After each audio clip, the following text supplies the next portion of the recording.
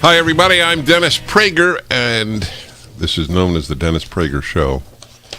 Larry Elder is on the ballot in California. He is by far the favorite among the opponents of Gavin Newsom. The question is whether the people of California will do what the people of Washington and Illinois, Chicago, New York, and every other metropolitan area do, and that is vote to hurt themselves.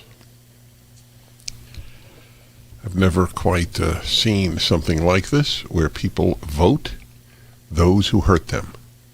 Vote for those who hurt them. Which shows you that true belief is more powerful than even self-interest. The human yearning to believe in something is that deep. I mentioned to you last week that the dictator of China, Xi, gave a speech at the 100th anniversary of one of the most blood-soaked regimes in the history of the world, the Communist Party of China, in which his father was beaten to death and other relatives were terribly hurt by Mao, and he stands there and lauds Mao. Now, if you can laud somebody who beat your father, thanks to whom your father was beaten, to be more precise, then you can vote for people who, figuratively, beat you. Blacks voting for Democrats are doing exactly that.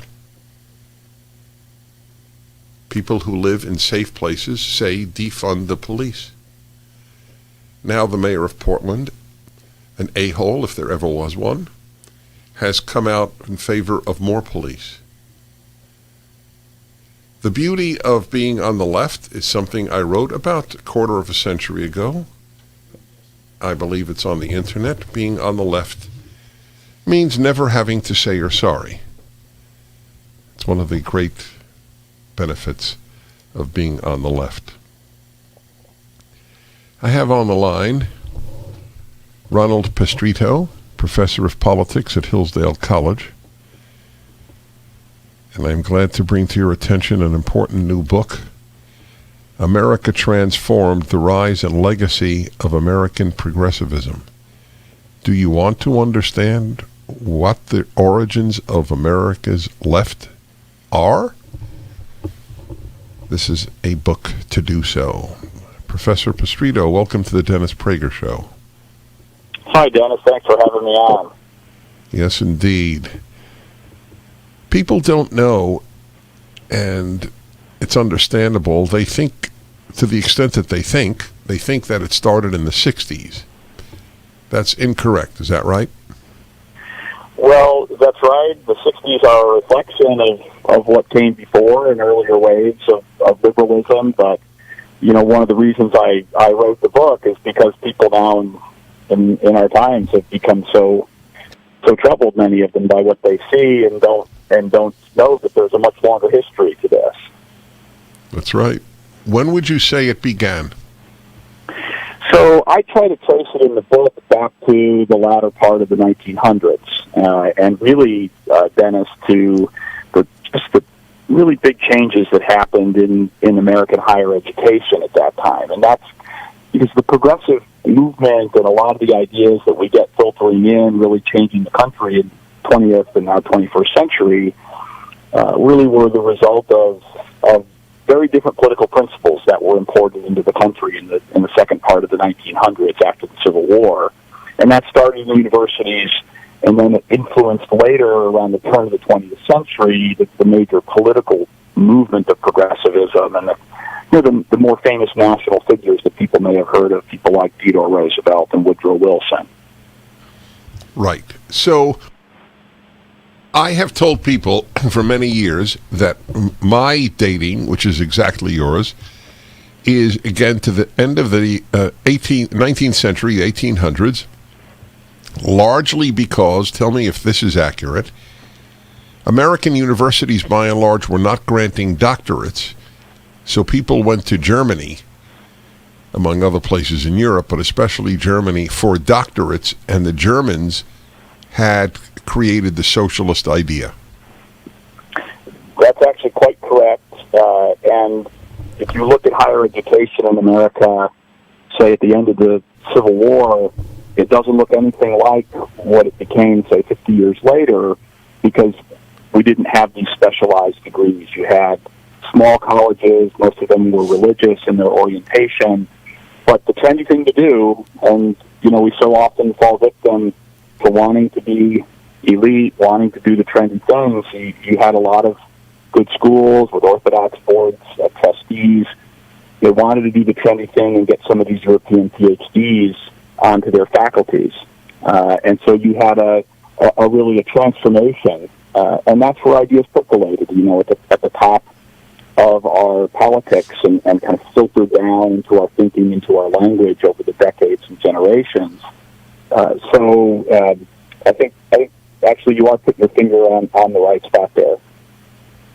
It's very disconcerting. As I tell, you don't have to react to this, but I just want to remind my listeners that I have many sayings about life. One of them is, Germany is always wrong. Yeah, I will react to it.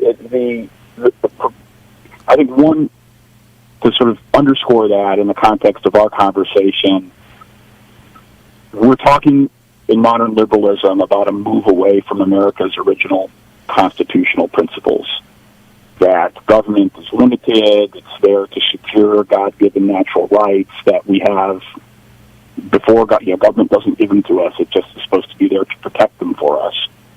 And that is a philosophy that was targeted by the German state theorists in the 19th century, and then ultimately brought over here by way of getting in those with the PhDs in the social sciences especially.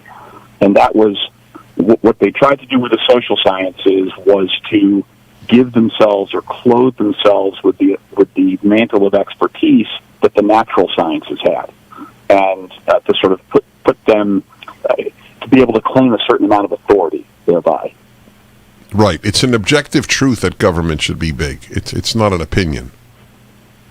It's the intended result of history, and that was the argument of the German state there. So do you in your book document any blowback? I mean, these scholars would come back from Germany with these completely un-American ideas.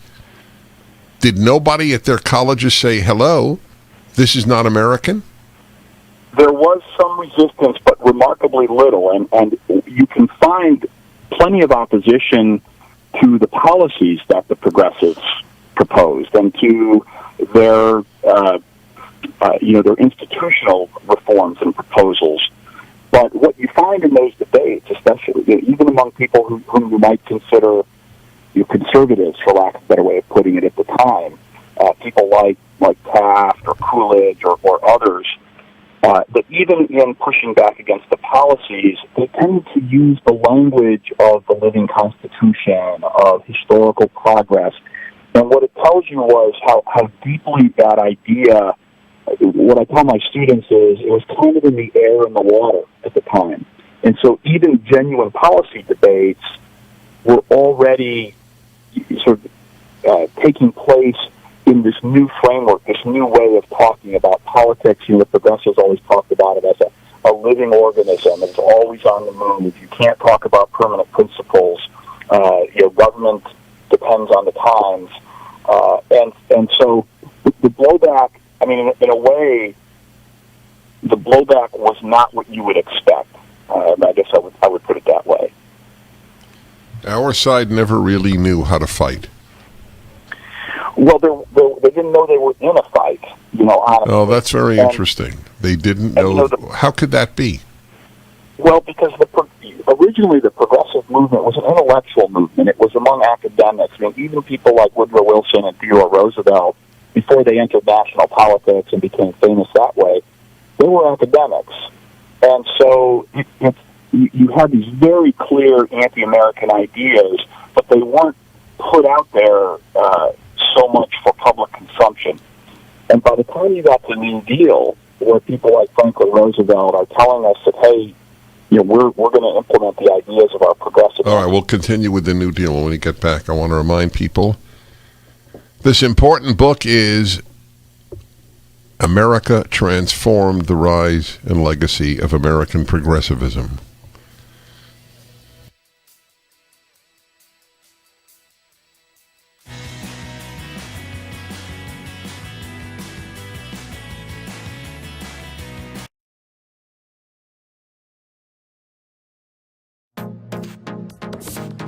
Trending now on America First with Sebastian Gorka.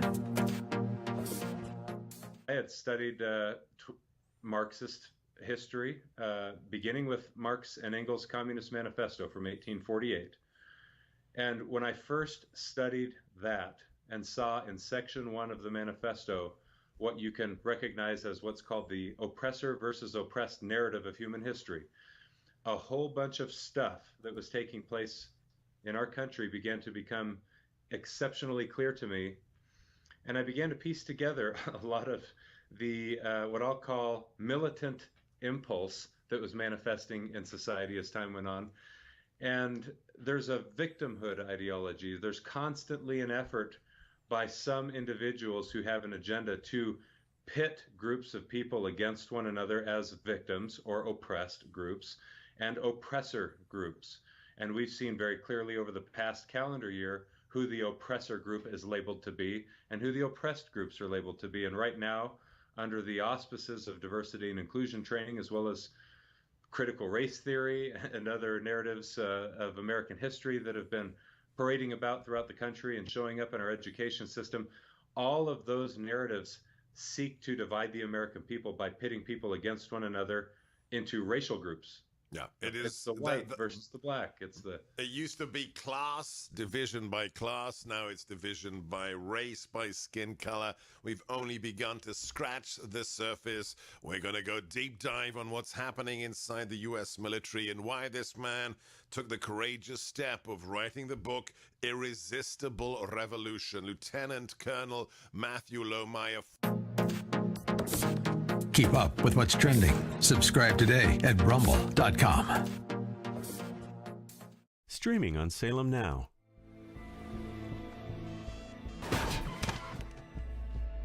Some lawyer hit a little girl.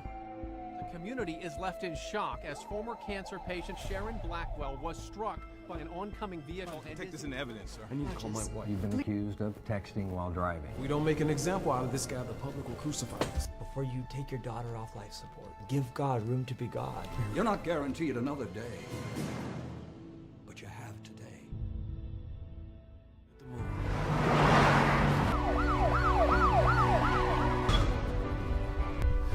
Get back or I'll shoot you.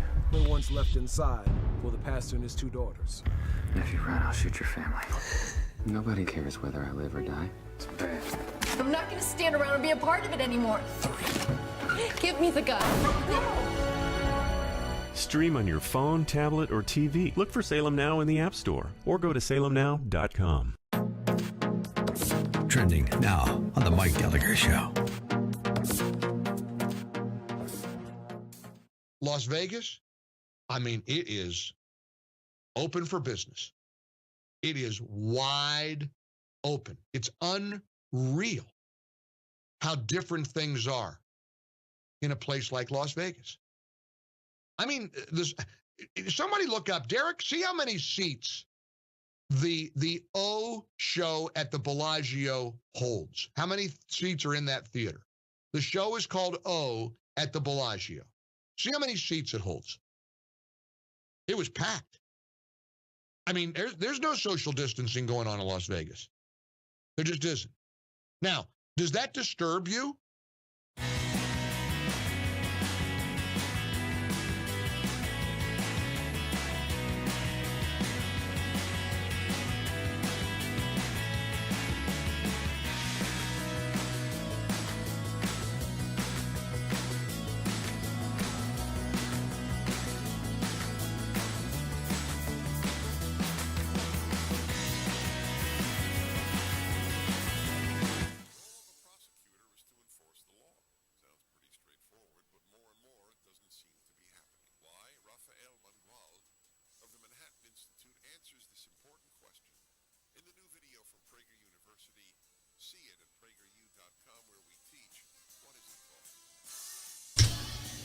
Apparently things haven't been taught for a very long time.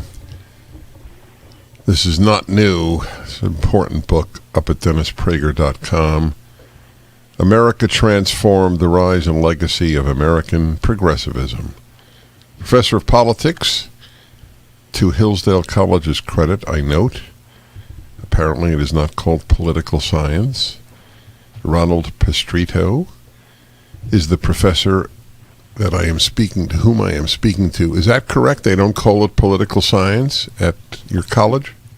We like it to say politics. Political science is actually kind of a creation of modern social science. It's bound up with the progressive movement. So That's that was right. very much a conscious decision of ours to call it politics instead, the older term. I assumed that, and that's why I noted it. So I want to just review for my listeners the origins of all of this. America was founded on a unique is not meant anything but literally, a unique idea, limited government. Its only purpose was to protect liberty. And Franklin was right. It's a republic if you can keep it. Apparently we can't keep it. Americans have fallen prey to the human disposition to wanting to be taken care of rather than being free. And this began in the late 1800s as scholars, quote-unquote, went to Germany, got PhDs in big government, came back and undid the American Revolution over the course of generations. The great explosion, would you say, was the New Deal? Mm-hmm. Yes, I would say that. I mean, that's, if you ask most people, where would you trace the origins of big government back to? I think most people would say, and correctly, would say that, the New Deal, Franklin Roosevelt, the 1930s, response to the Great Depression. But even Roosevelt himself, who was a progressive as a young man, in his speeches explaining the New Deal, points back to the progressive era as the source of his principles. And he names Wilson, he names Theodore Roosevelt. The difference with FDR, I would say two things. Number one, of course, he has a much better occasion to try to implement these ideas. He's got the Depression. He has more of an emergency situation than the original progressives did. And we know, as the left says, you never let an emergency go to waste. But also, FDR was much more savvy as a statesman. He understood that to make the case for his new principles, he had to make the case that they were just a natural outgrowth out of the old, that he wasn't replacing the old, but just adding on. Did he believe that? Did he believe? I don't know. I don't know that. He was imbibed enough in progressive ideas, Dennis, that he would have known that the progressives viewed their own ideas as a repudiation of the original constitutional order. That the progressives were very plain about that. There was no secret. There's nothing. I'd love to say in the book I discovered some big secrets, some hidden agenda, but it's right there on the surface, and I just kind of present what they said they were doing. Whereas FDR was much more, I think, deceptive about it, and which was the right tactic given his agenda. I'm quiet because I'm just digesting the undoing of the American Revolution, of course, in the name of helping people. How could you be against helping people? They really possess all the rhetoric. It makes us sound selfish. Well, the idea of progress, right? That's a powerful term. That's why those on the left use it today, because who wants to be against progress? Yeah, that's right. Has any country? I mean, I don't think so. I don't think there's any country that's picked up the liberty first mantle. If America goes this way, there's nothing left. Well, I think that America is seen by freedom-loving people in many places in the world as the last best hope, and we get many students at Hillsdale I know who come there for that reason, and it's true that you don't have a country that so self-consciously identifies on the principles of our God-given natural rights, and that those come first, and that government is there to secure those rights. And we should be clear that it's not, no one would argue, and certainly the American founders didn't argue, that government doesn't change, that government doesn't adapt, it doesn't implement new means. They were not naive about that. They knew that they hadn't arrived at all the answers about the particular institutions. But the goal of government, the basic foundational principles, the thing that government is there for, that's what's permanent. It comes from these permanent truths about human nature. And that is what makes America unique. Anybody other than Hillsdale teach this? Well, I mean, higher education's a mess, and I know you know that, and I know that that's been a topic of discussion. And so, there are very few places that are countercultural, and they're thriving, I think, because people want this very much. I'm a senior fellow at the Claremont Institute, which is also doing very well because it's teaching these same things, and so. But we're in trouble. And your higher education is, I think we see now the fruit of what's been going on in higher education for 100 years. Article in the New York Times yesterday advocating that the government basically end air conditioning. There's nothing wrong with sweating. That is actually what the piece said. It's a book. They reviewed a book saying that. I'm sorry? Yeah, I have no trouble believing. I said I didn't see that, but I have no trouble I'm sure you believing have not. That's exactly right. There is no arena of life once you start the government interfering. So I'll ask you a tough one, because I battle with this. It's tough for me. And that is, was Barry Goldwater right in opposing the Civil Rights Bill? I mean, I don't think so, Dennis. Obviously, the subsequent implementation of that and the direction it was taken by the courts is one matter, and I think certainly there's a lot to worry about there. But what is government supposed to do? Government's supposed to enact specific laws and take specific measures that see to the securing of the rights you have by nature. And so we do things in law where we recognize those rights. Those are called civil rights or civil liberties, right? They're product of the civil law. I hear you. And I want to push your book. Is that all right with you? Okay. Yeah, I love it. You're a delight to talk to. Ronald Pistrito, the new book, America Transformed, The Rise and Legacy of American Progressivism. You want to know why we are where we are? Read the book.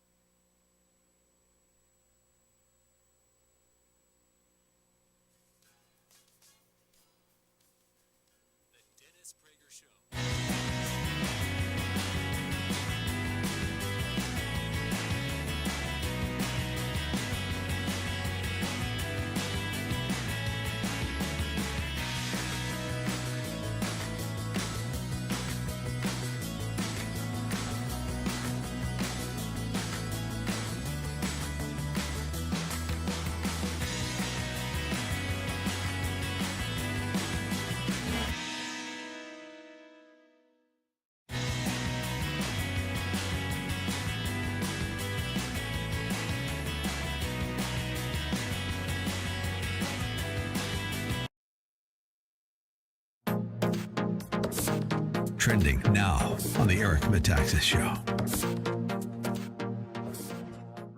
We've had 6 months of the new administration. It is the farthest thing from moderation that the government has ever seen, and it is the fastest track to extremism that we've ever had elected. But Kevin, how did I know that in advance? Why in my debate with David French did I know this and you knew this?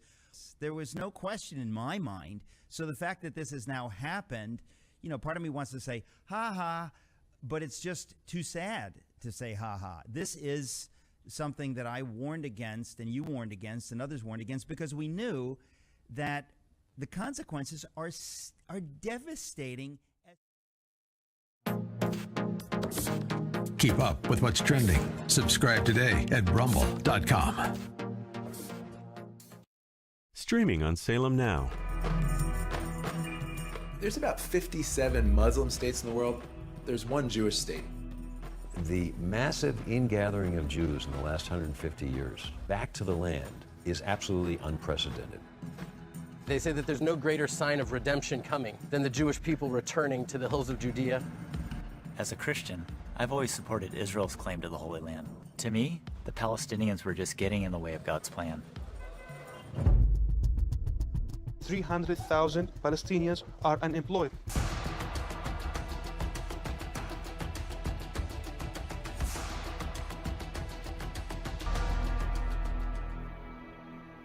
In spite of all the years of conflict, there's hope here, if you know where to look for it.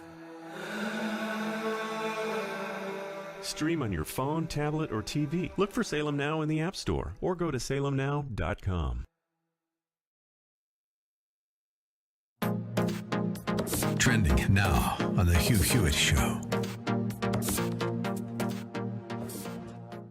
Yesterday, General Milley told a congressional hearing that there is no chance, very unlikely and very little motivation for the People's Republic of China on this, the 100th anniversary of the Chinese Communist Party, to assault Taiwan in the near term. Quote, there's no reason to do it militarily, and they know that. So I think the probability is probably low in the immediate near-term future. Your reaction, Senator Cotton? Well, I think that's right. Up through the end of the Beijing Olympics in February, Russia didn't invade Crimea, and 8 months before the Sochi Olympics in 2014, they invaded it 4 days after those Olympics ended. Keep up with what's trending. Subscribe on YouTube and at rumble.com. Streaming on Salem Now. Surprise! Sharon and you what? Things just happened. My girlfriend and my best friend. You got 30 days to grow up, son. Nathan Hanning, it is good to have you home. Nona, it's Nathan. Well, you don't mind my giving her your room, do you? Really though, thanks for thinking of me for this position. I thought about you first. Come on, growing up, I had a huge crush on you. There are things that we all need to change about ourselves, but we can't blame God because He helps us change. Stream on your phone, tablet, or TV. Look for Salem Now in the App Store or go to salemnow.com. Trending now on The Larry Elder Show. Anyway, you were talking about Bill Cosby, and I kind of disagreed with you about, you were saying about all the women. I might say maybe 18 women? Oh, no, it's close to 50 women that have made allegations. 50? 50, 5-0. Oh, okay. Mm-hmm. So you believe all of them are Well, you think all 50 are lying, including Beverly Johnson, one of the first black major models in America? She said he also gave her drugs and tried to rape her. I'm a woman, and what I'm saying is, and they're in Hollywood.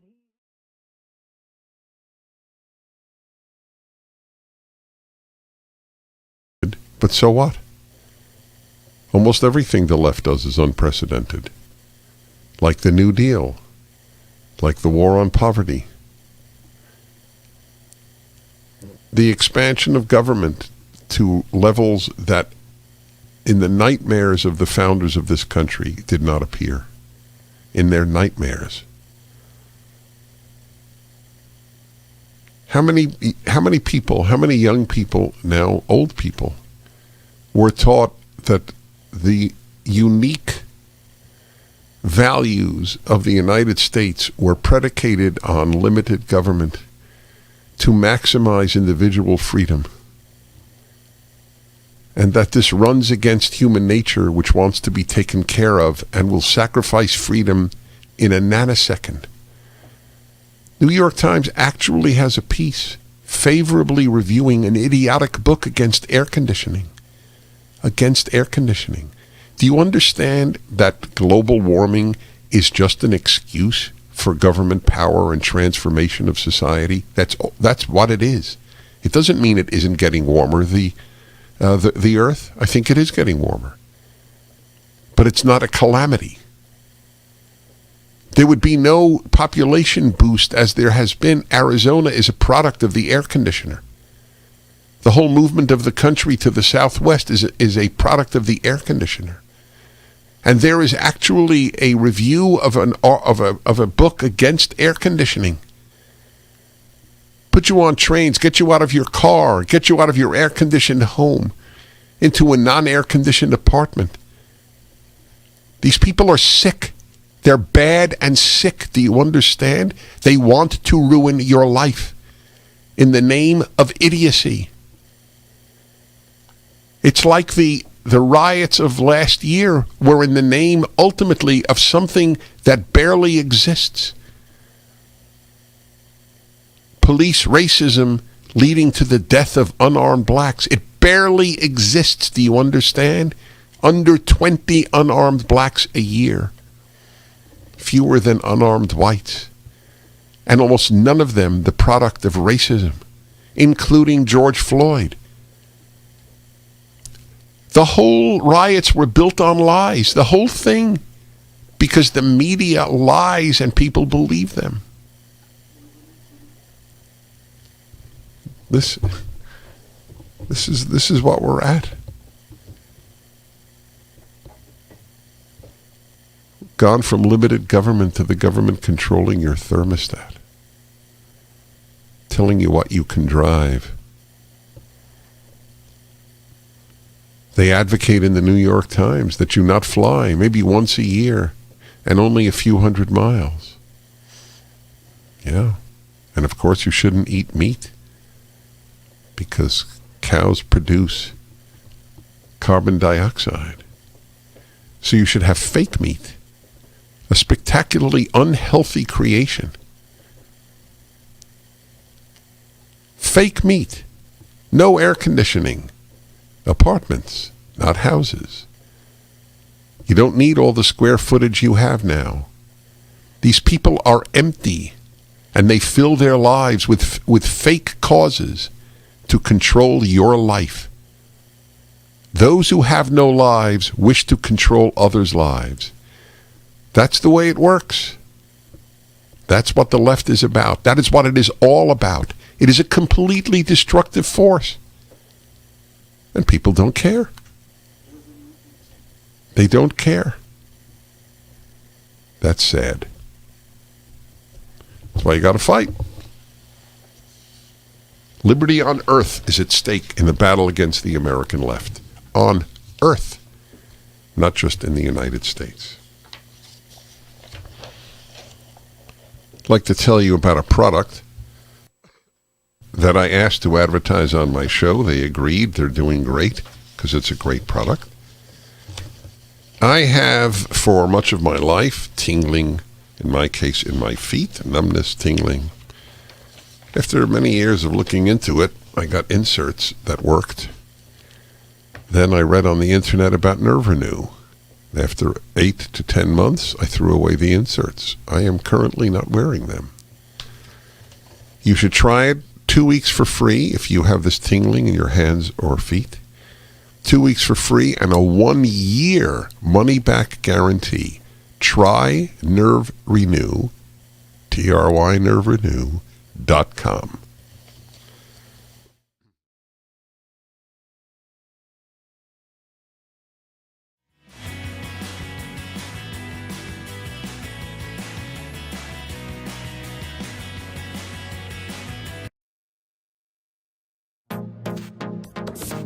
Trending now on the Eric Metaxas Show.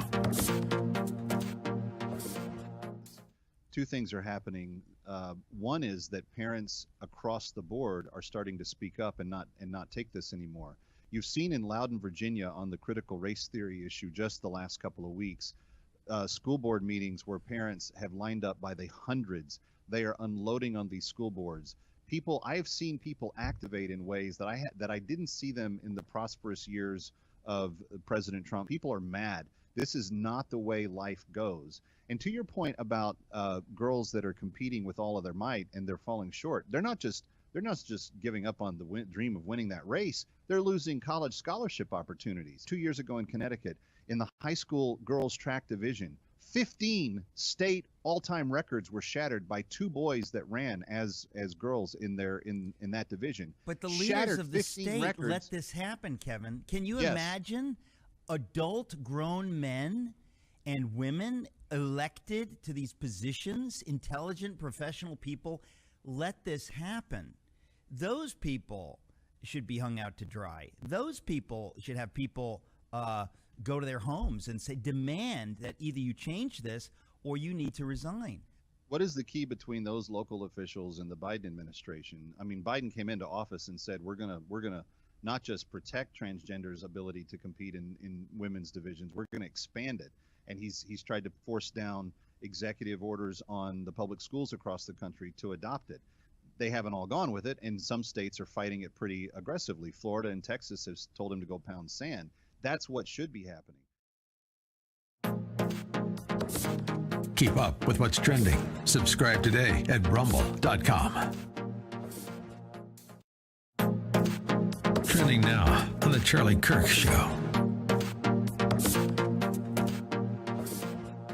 And this is the destruction of a fair and independent judiciary.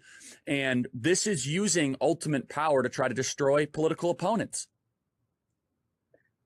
100%, Charlie. And it's not like this is the only example. I mean, listen, if you've been watching for the last 5 years, look at the FBI. Look at what they were doing. Nothing happens. They can lie before Congress. They can go and do a witch hunt. They can all know that it's BS. They can all get on TV and act as political pundits and talk about things in a way that they know to not be correct. You saw that, right? They testified before Congress. No, there was nothing there. But on TV every night, they pretended as though Russia...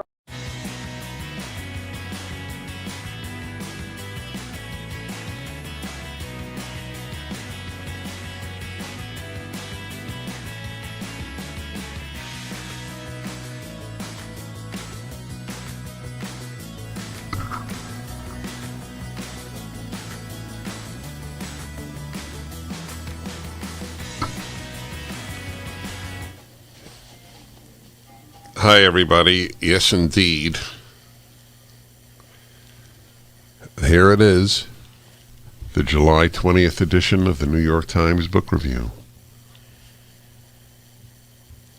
A book titled After Cooling, on Freon, Global Warming, and the Terrible Cost of Comfort. You understand, it's a religion, leftism.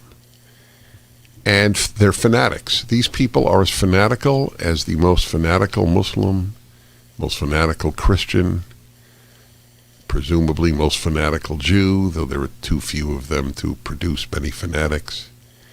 So, the fanatics that we know from history, that's what they are. These are fanatics. But of course, if you've been brainwashed, you only think there are religious fanatics, no secular fanatics. Isn't that amazing? Ask your kid, are there religious fanatics? And he or she will say, of course. Then ask, are there secular fanatics? Hey, good one, eh? Something worth asking your kid who thinks that they know something because they're in college. To battle climate change, begin with your air conditioner. That's right, they're coming after your air conditioners. This is not a made-up thing. This is in the New York Times. That's right. The guy who wrote it is crackpot Eric Dean Wilson. I don't know who Eric Dean Wilson is other than a fanatic. Yes. Oh my God.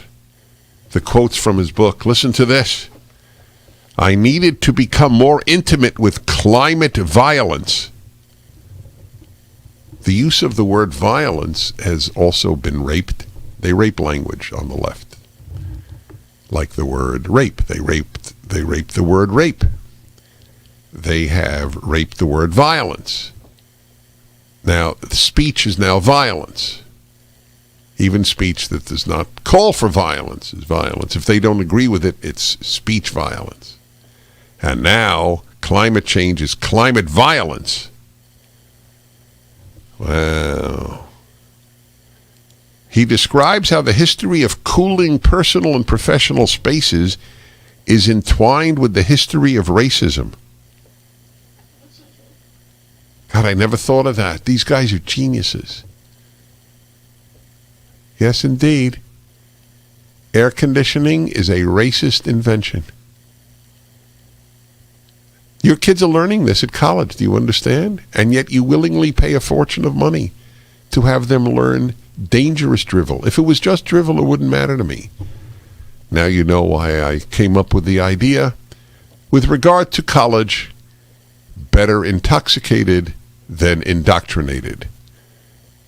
My argument for 4 years of inebriation, as bad as it is not as bad as 4 years of indoctrination. Yeah.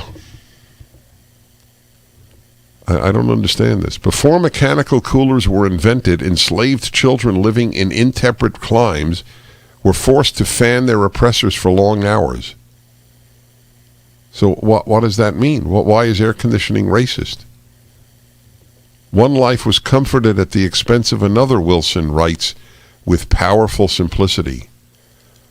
Whoa, these people are deep at the New York Times. That is powerful simplicity.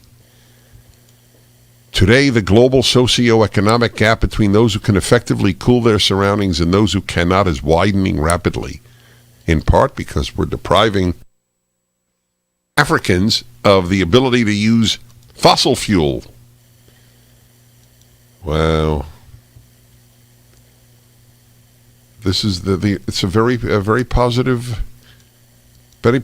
review. Listen to this. He quotes this no, not true. This is the writer of the column. I got to get you the name of the other fool. Who is this? Hope Jahren, Jahren. Another deep thinker who wants to control your life and ruin it.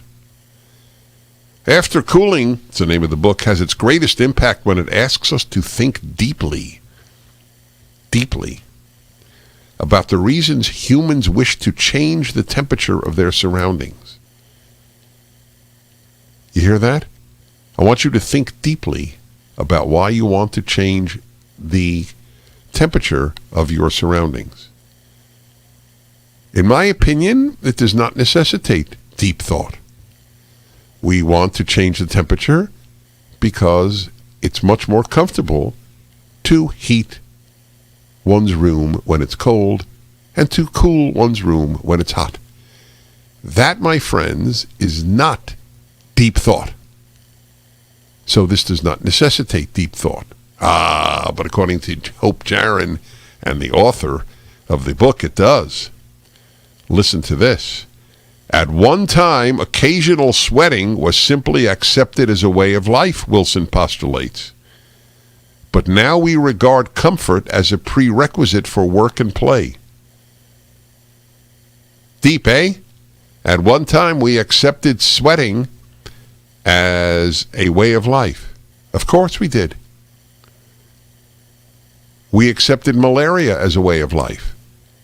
We accepted everything that renders life difficult as a way of life. Therefore what? Therefore what? Did people enjoy sweating? Why did they fan themselves? Why did they sit on the porch? Why did they develop fans? Were they out of their minds? You could sweat. You understand? This is the New York Times. It's drivel every day. All the drivel that's fit to print. But what does it really mean to be comfortable? Whoa, that's what they mean by deep thought. Is it merely the absence of discomfort, or is it something more? Yes, it is the absence of discomfort. That is exactly right. You hit it on the nose. Is it a bodily experience or an emotional state? It's a bodily experience that creates an emotional state. I'm more productive in an air-conditioned room than in the heat. Why sit in the shade? Sun is normal.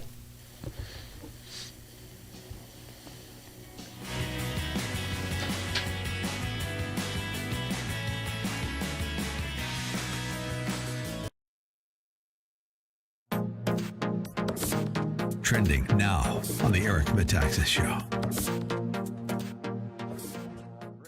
We've had 6 months of the new administration. It is the farthest thing from moderation that the government has ever seen, and it is the fastest track to extremism that we've ever had elected. But Kevin, how did I know that in advance? Why in my debate with David French did I know this and you knew this?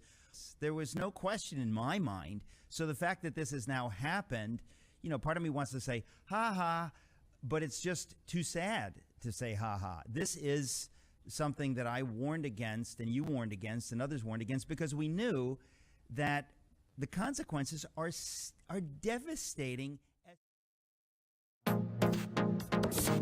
Keep up with what's trending. Subscribe today at rumble.com.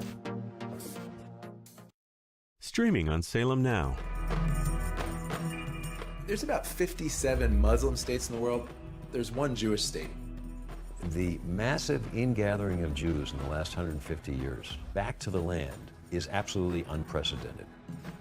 They say that there's no greater sign of redemption coming than the Jewish people returning to the hills of Judea.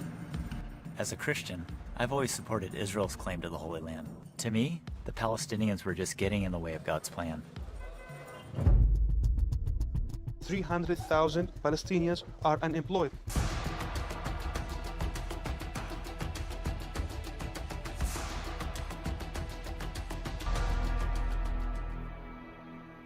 In spite of all the years of conflict, there's hope here if you know where to look for it. Stream on your phone, tablet, or TV. Look for Salem Now in the App Store or go to salemnow.com. Trending now on the Hugh Hewitt Show. Yesterday, General Milley told a congressional hearing that there is no chance, very unlikely and very little motivation for the People's Republic of China on this, the 100th anniversary of the Chinese Communist Party, to assault Taiwan in the near term. Quote, there's no reason to do it militarily, and they know that. So I think the probability is probably low in the immediate near-term future. Your reaction, Senator Cotton? Well, I think that's right. Up through the end of the Beijing Olympics in February, Russia didn't invade Crimea, and 8 months before the Sochi Olympics in 2014, they invaded it 4 days after.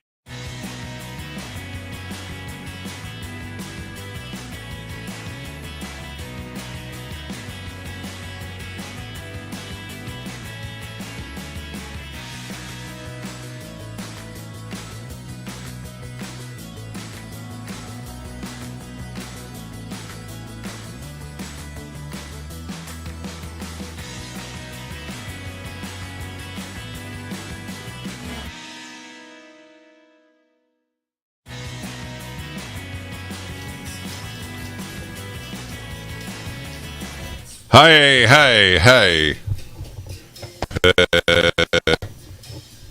Hi, everyone.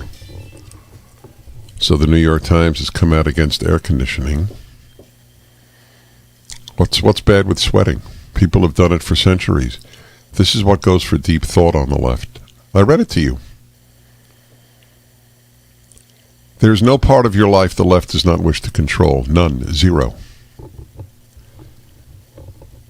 That's right. Why flush toilets?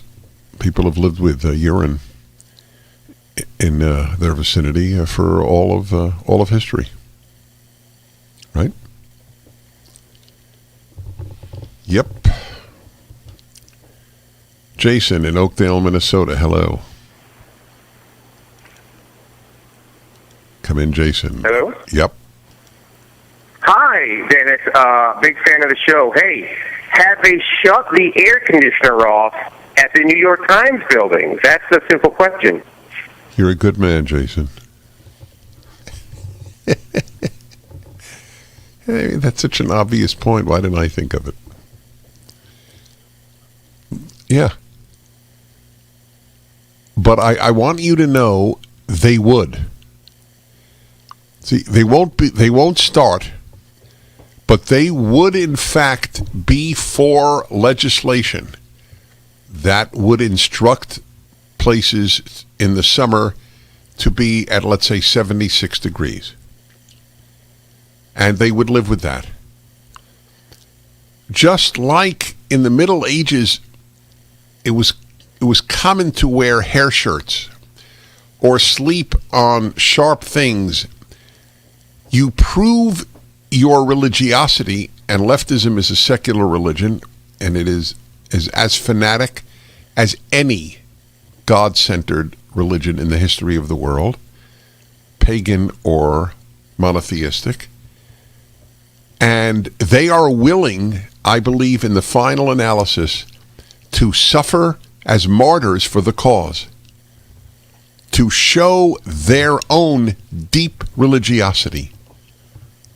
That is what I do believe.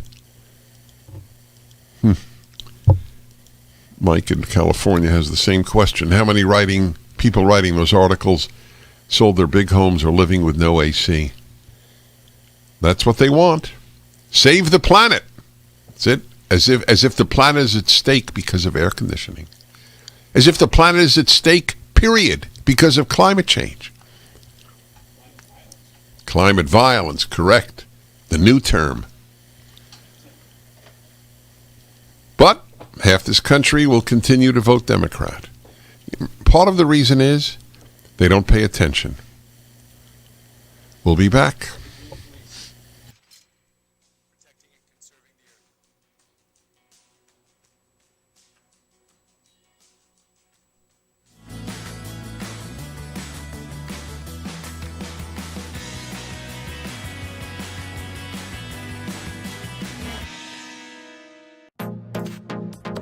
Trending now on The Mike Gallagher Show. Men and women died in Vietnam or the other wars that we fought for our flag. Hey, what a great call. What a great point that is. To disrespect those men who spilled blood, who left their limbs on the battlefield the way the left is doing. Chris, you're on The Mike Gallagher Show. How you doing, Chris? Good, Mike. It's a nice honor to talk to you finally. Thank you, Chris. I appreciate that. Honor to speak to you as well. Mike, I'll make this real quick. I'm probably not all that great at talking on air, but all I am is a lifeguard on the ocean front in southeast North Carolina. Right. And I just want to say that, this weekend we had outstanding weather. The crowds were fantastic. Everyone was just well behaved. Wow. Mike, I was on my tower and I was looking north, and I saw the thousands and thousands of people with their umbrellas, thousands of people in the water just enjoying. The kids were playing. The kids were running around, and happy cries and screams were going on. Mike, in my binoculars, you got to picture this. You got the city line and the beach and the ocean. But in my binoculars, I saw all of this going on, and then in the center was the American flag waving, and Mike, it just brought me to tears sitting in my tower watching this, and just thinking about all the people who disrespect our flag, and like your last caller, all the men who died for this country. It just brought me to tears sitting on the tower watching all this going on. And you know what? You got to keep reminding yourself, millions and millions of Americans feel just the way you and I do. Chris, we're not alone. We're not in the minority. Keep up with what's trending. Subscribe on YouTube and at rumble.com. Streaming on Salem Now.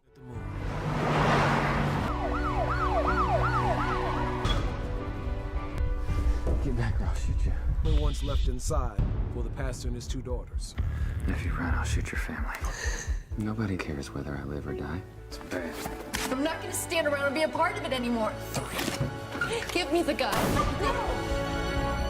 Stream on your phone, tablet, or TV. Look for Salem Now in the App Store or go to salemnow.com.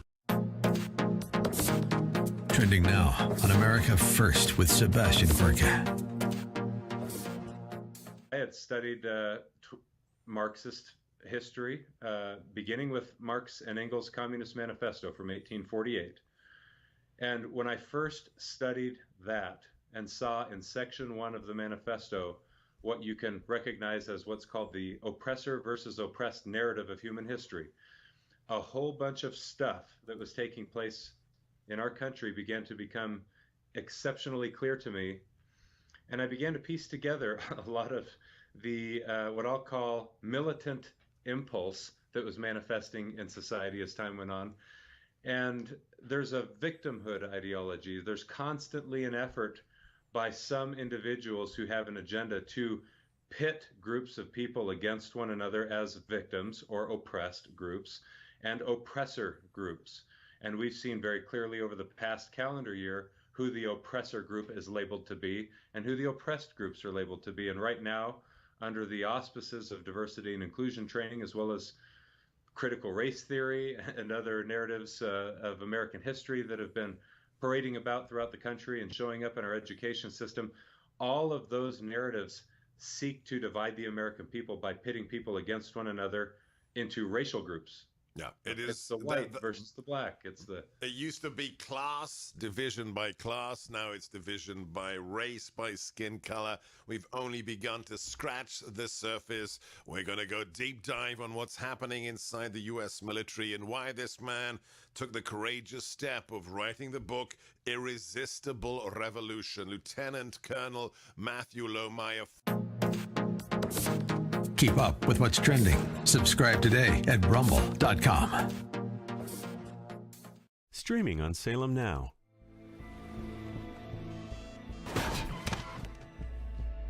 Some lawyer hit a little girl. The community is left in shock as former cancer patient Sharon Blackwell was struck by an oncoming vehicle. Take this into evidence, sir. I need to call my wife. You've been accused of texting while driving. We don't make an example out of this guy, the public will crucify us. Before you take your daughter off life support, give God room to be God. You're not guaranteed another day, but you have today.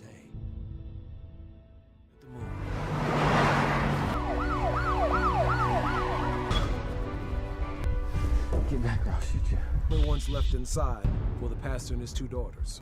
If you run, I'll shoot your family. Nobody cares whether I live or die. It's bad. I'm not going to stand around and be a part of it anymore. Give me the gun.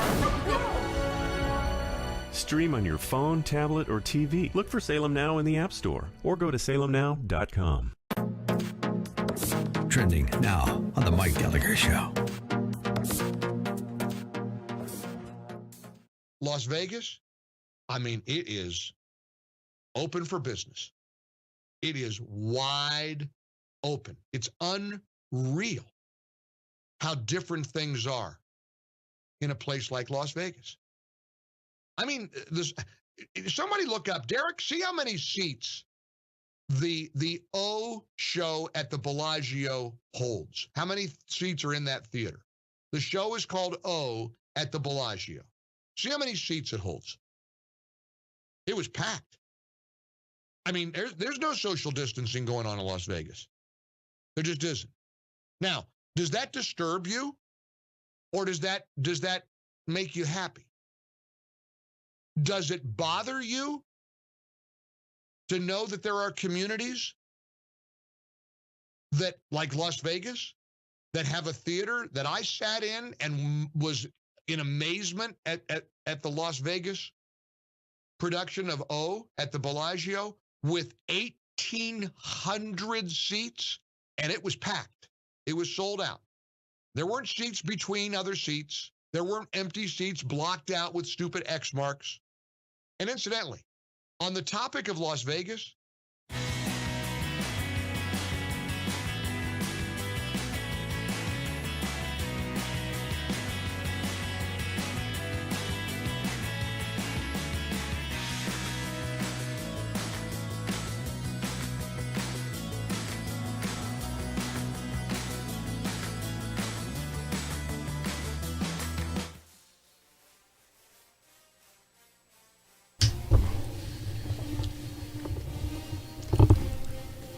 well, it appears from your responses that I've hit a nerve. I'm never quite sure what I can tell you about the left that will serve as an alarm clock and awaken you as to the existential threat to civilization that the left poses. But this one apparently has hit home based on the number of calls, though most of the time the board is filled with calls. But I could tell when there's this rush to say something that people have been fired up. And it is about a book against air conditioning, favorably reviewed in the New York Times Book Review this week. Yep. Because of global warming, we can't have all of this air conditioning. And why is it important to be comfortable anyway? I'm not making it up, you understand? First of all, it's hard to make something up, say the left advocates it, and be fooling. It's very hard. So I read to you from the book review, the favorable, of course, the laudatory review of this book titled After Cooling, written by a fool and reviewed by a fool. After Cooling has its greatest impact when it asks us to think deeply about the reasons humans wish to change the temperature of their surroundings. I read this to you at the end of the last hour, but I want it to sink in.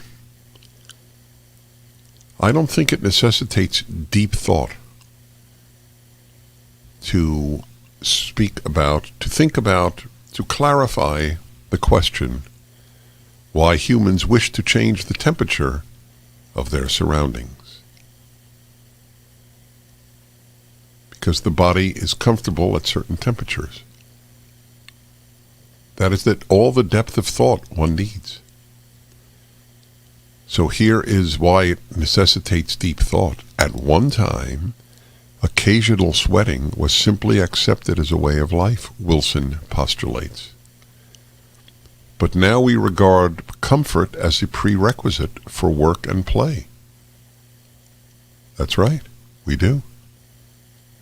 There were many things that were considered acceptable as a way of life. Dumping fecal matter from your home into the street was considered normal. The fact that something was considered normal means what exactly? To use their favorite example, slavery was considered normal. The fact that something was considered normal in the past is now the justification for returning to it in the New York Times? Yeah, if the left wants to control your life more. Leftism is a fanatical religion. All fanatics wish to control others, and all fanatics are willing to suffer for their faith. So let's continue this book review. We now regard comfort as a prerequisite for work and play. But what does it really mean to be comfortable? Is it merely the absence of discomfort, or is it something more? Deep, huh? Is that deep or what? What does it really mean to be comfortable? Is it merely the absence of discomfort? Yes, it is. That's right. When there's no discomfort, you're comfortable. Is it a bodily experience or an emotional state? Ooh, deep, huh? Deep. It is a bodily experience that leads to an emotional state. Wilson invites the reader into deep existential. There's no left-wing piece without the word existential. It is a bodily, Wilson invites the reader into deep existential discussions by invoking broad themes of culture and philosophy. Particularly fascinating is Wilson's examination of the marketing impulse behind the phrase, are you ready for another deep thought in the New York Times? Air conditioning, as opposed to air cooling. Whoa, that is deep. Air conditioning as opposed to air cooling. Wow. At the rate things are going, with the left becoming more and more fanatical and irrational, not only will people be able to say to their grandchildren, I remember when America was free, though you better be careful what grandchild you say it to, they might report you. You will also be able to say, I remember when it was cool in the summer. And your grandchild go, really, Grandpa? It was cool in the summer? Yes, because we use something called air conditioning. Particularly fascinating is Wilson's examination of the marketing impulse behind the phrase air conditioning, as opposed to air cooling. Clearly, the production of a better condition of air, or better conditions for life, is the very definition for progress, isn't it? Yes, it is, in fact. That's amazing. Yep. Wilson, this is how it ends. Wilson dares to state plainly that lasting climate solutions hinge on our capacity to redefine what makes our lives meaningful, not on new technologies or better products. Because the woman who wrote this, I think it's a woman, Hope Jaron, and this author, they don't have meaning. For them, meaning is fighting global warming. Get it? This is all the left is about. The search for meaning in their utterly meaningless souls because of the death of religion and God in the West. This is all a product of that. Yes, redefine what makes our lives meaningful. Why redefine it? I have spectacular meaning to my life. I believe in the Bible.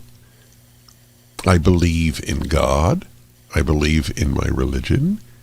I have magnificent meaning that comes from having a family, from my wife, from my children, from my grandchildren, from my friends, from my work. Why do I have to redefine what makes our lives meaningful? Why would those words even be in this review? We have to redefine what makes our lives meaningful? That's right. Because for the empty human who wrote this, she does not have a meaningful life, but she gets it from fighting climate change.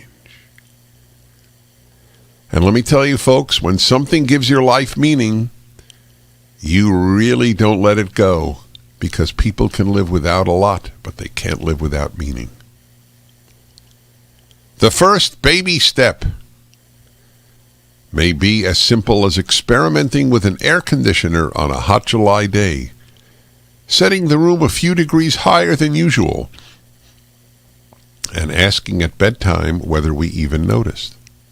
Okay, let's say we do. So I like to sleep, and by the way, it's healthier to sleep in a cold room. Look it up.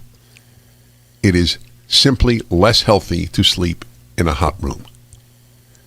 So they're advocating something that will harm your health, among other things.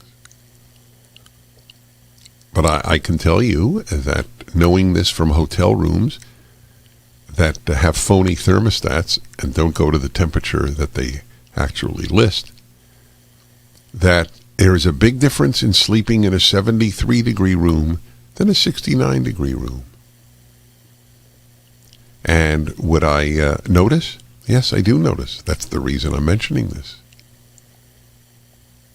Anyway, what is the point?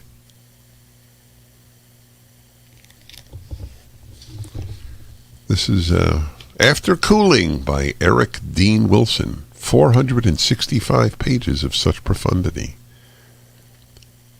I want you to hear the subtitle. Title is After Cooling.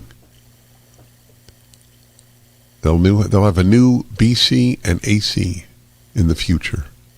They will date life not before Christ and Anno Domini, but before cooling and after cooling. After Cooling, subtitle on Freon, Global Warming, and the Terrible Cost of Comfort. Fear the left, my friends.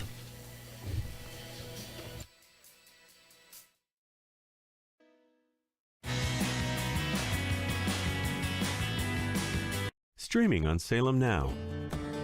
Surprise! Sharon and I. Sharon and you what? Things just happened. My girlfriend and my best friend. You got 30 days to grow up, son. Nathan Hannigan, it is good to have you home. Nona, it's Nathan. Well, you don't mind my giving her your room, do you? Really though, thanks for taking me to this position. I thought about you first. Come on, growing up, I had a huge crush on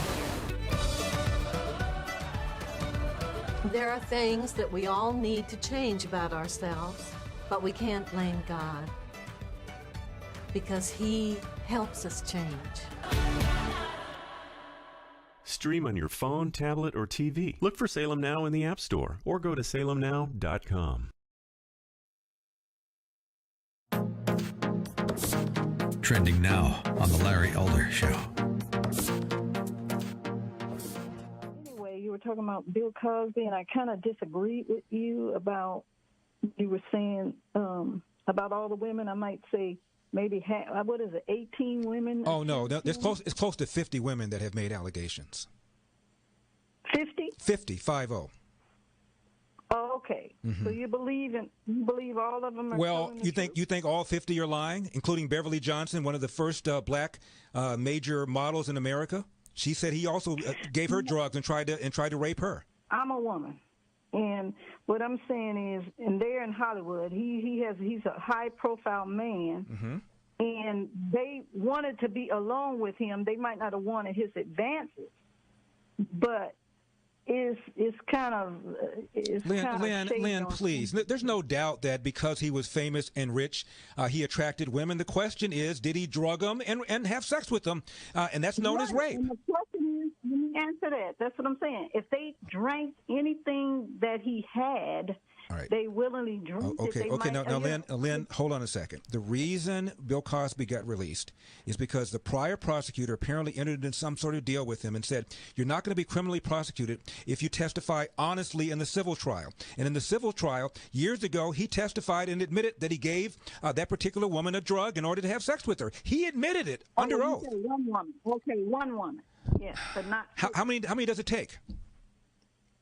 Well, I just saying, I know I'm a woman. I know women. I'm not saying some of it didn't happen, but some of them are scorned because they thought they was going to get something out of it. Keep up with what's trending. Subscribe on YouTube and at rumble.com.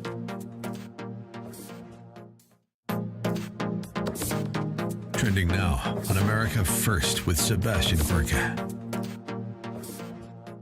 What is your message to those who think this isn't a big deal or who feel cowed and intimidated? What do you say to them?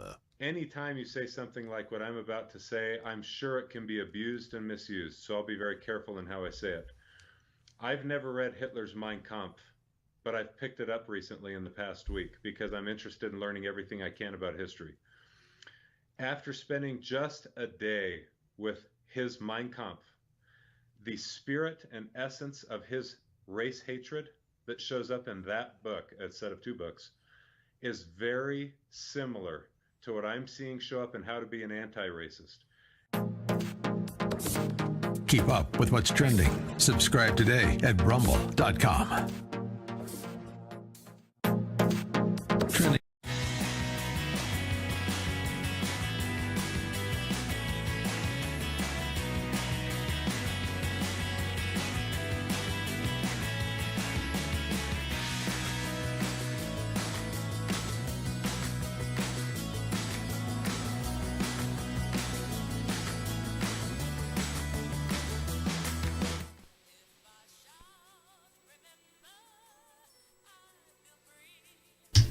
Hello, my friends.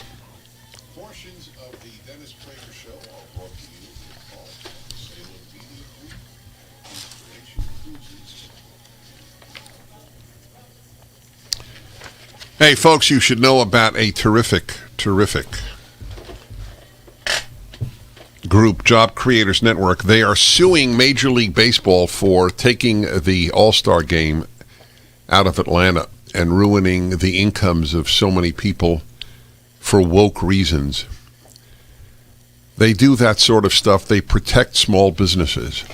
What they're asking you to do is simply sign up to receive their ideas, to read their ideas. That's all they want. I don't even think this is a financial pledge. The Job Creators Network is one of my favorite institutions in America. So, even though Colorado has more restrictive voting laws than Georgia, they still moved it. I urge you to support the great folks at the Job Creators Network. Go to supportjcn.com. JCN is Job Creators Network. Supportjcn.com. They fight on behalf of small businesses all over the country. What a great group. So they're coming after your air conditioning. I read to you very, very frightening, stupid stuff. A combination of idiocy and stupidity on the one hand and danger on the other. They have nothing going on in their lives, people on the left. So they take up these causes. Fight meat, fight air conditioning, fight cars. So much of what makes life enjoyable, they loathe. They are joyless human beings. Do you know a happy leftist? I bet you don't. You know happy liberals, but you don't know a happy leftist. The moment they become happy, they leave the left. AC technician Phil in Pasadena, California. Hello. Hello there, Dennis. Hi. Glad you have to be on the show. Thank you. So this is just, I think this article or this book is coming from someone who's never faced adversity or really been outside the country. I mean, if you take a look at AC systems in Mexico, I mean, that stuff it doesn't cool. And it's all about comfort cooling. It's not just about air conditioning. It's about comfort levels. And at certain comfort level, that everyone operates differently. Everyone becomes more productive. And I'm guarantee this person's never been in the South during the summertime where you need 2 AC coils just to fall asleep, just to bring down the humidity in your house. That's so right. This is just coming from the left, where they say they're for the working man, which I am. I'm at a service call right now. I'm working my butt off. But they say they're for me. This just proves that they're not, because everyone in the working class most likely has dabbled in AC or played around with it. So these people don't know what they're talking about, Dennis. That is exactly right. Shout out to Sean. Well, you are a living example of what William Buckley said. You want to get the Buckley quote out?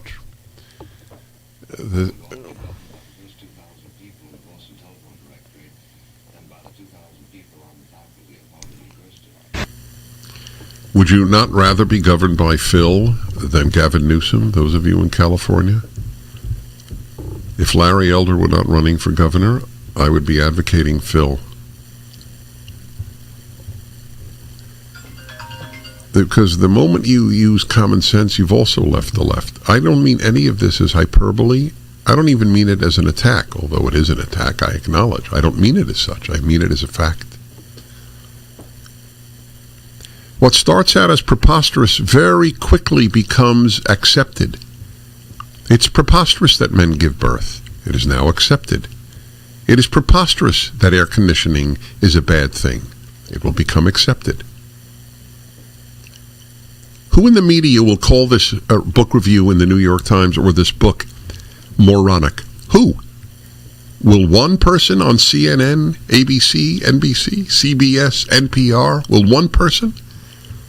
New York Times gives it a laudatory review. As the Living Martyr pointed out, Larry Elder and I have all these best-selling books that we've written, not one reviewed in the New York Times. I would say, if I may, that Larry Elder's books and mine are deeper than this one. In fact, on a depth of thought scale, we're not even on the same scale. And this is what they review. It's junk. but I don't care if it's junk. It's dangerous junk. What started out on the left as moronic, within a year becomes accepted. That's right.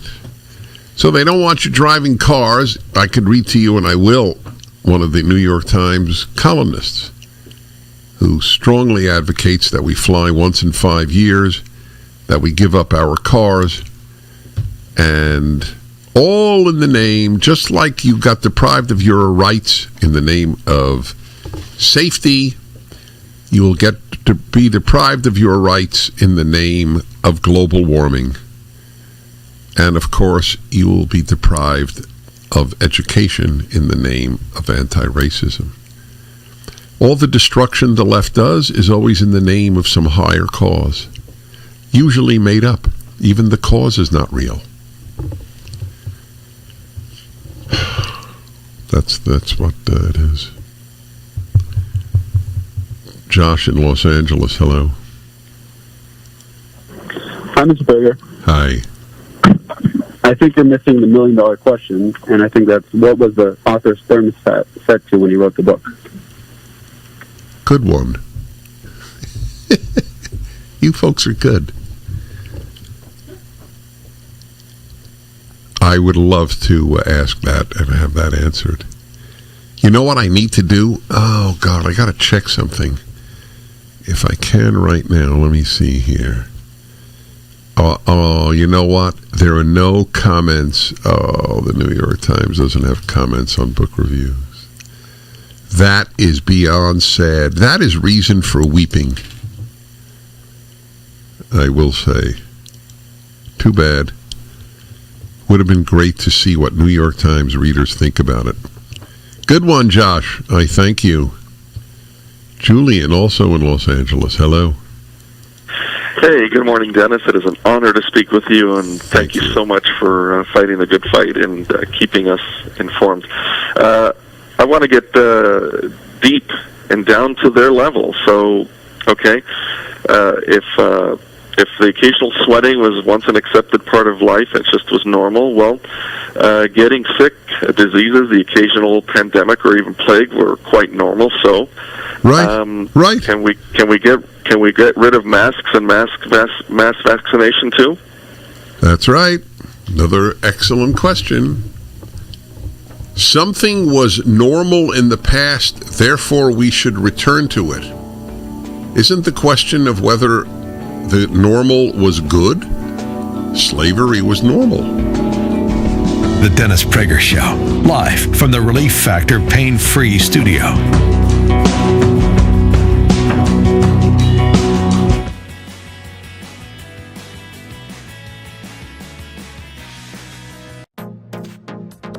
Trending now on the Mike Gallagher Show. Men and women died in Vietnam or the other wars that we fought for our flag. Hey, what a great call. What a great point that is. To disrespect those men who spilled blood, who left their limbs on the battlefield the way the left is doing. Chris, you're on the Mike Gallagher Show. How you doing, Chris? Good, Mike. It's a nice honor to talk to you finally. Thank you, Chris. I appreciate that. Honor to speak to you as well. Mike, I'll make this real quick. I'm probably not all that great at talking on air, but all I am is a lifeguard on the ocean front in southeast North Carolina. Right. And I just want to say that, this weekend we had outstanding weather. The crowds were fantastic. Everyone was just well behaved. Wow. Mike, I was on my tower and I was looking north, and I saw the thousands and thousands of people with their umbrellas, thousands of people in the water just enjoying. The kids were playing. The kids were running around, and happy cries and screams were going on. Mike, in my binoculars, you got to picture this. You got the city line and the beach and the ocean. But in my binoculars, I saw all of this going on, and then in the center was the American flag waving, and Mike, it just brought me to tears sitting in my tower watching this, and just thinking about all the people who disrespect our flag, and like your last caller, all the men who died for this country. It just brought me to tears sitting on the tower watching all this going on. And you know what? You got to keep reminding yourself, Millions and millions of Americans feel just the way you and I do. Chris, we're not alone. We're not in the minority. Keep up with what's trending. Subscribe on YouTube and at rumble.com. Streaming on Salem Now.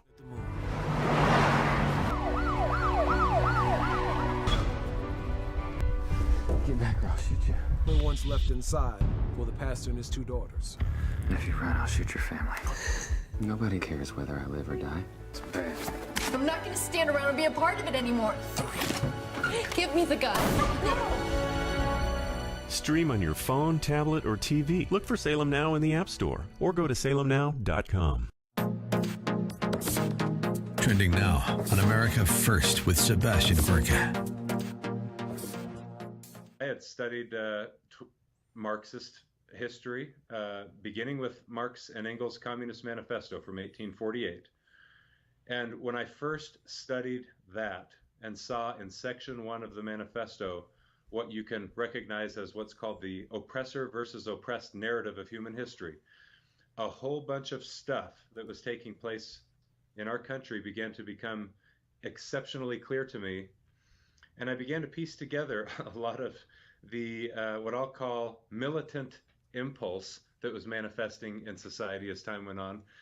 And there's a victimhood ideology. There's constantly an effort by some individuals who have an agenda to pit groups of people against one another as victims or oppressed groups and oppressor groups. And we've seen very clearly over the past calendar year who the oppressor group is labeled to be and who the oppressed groups are labeled to be. And right now, under the auspices of diversity and inclusion training, as well as critical race theory and other narratives of American history that have been parading about throughout the country and showing up in our education system, all of those narratives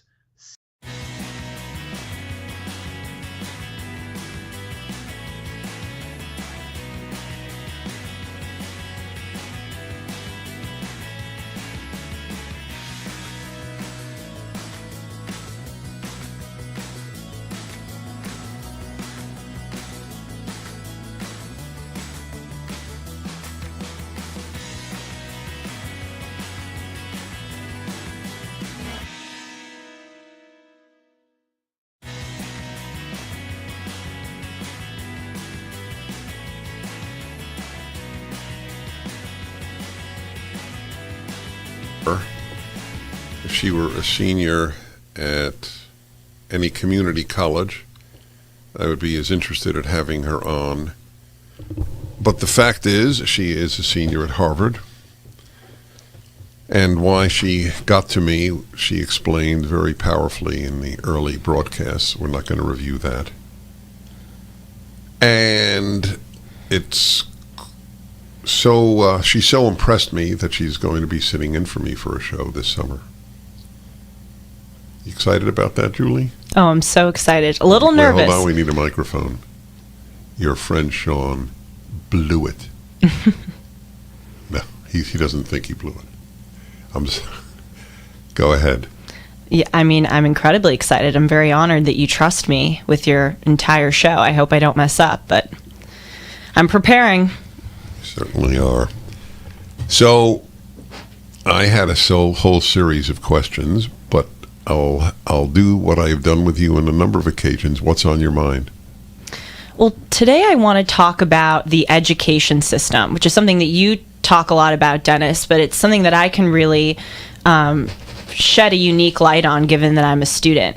And I think that we conservatives, what I've noticed is that we talk a lot about what is taught in schools.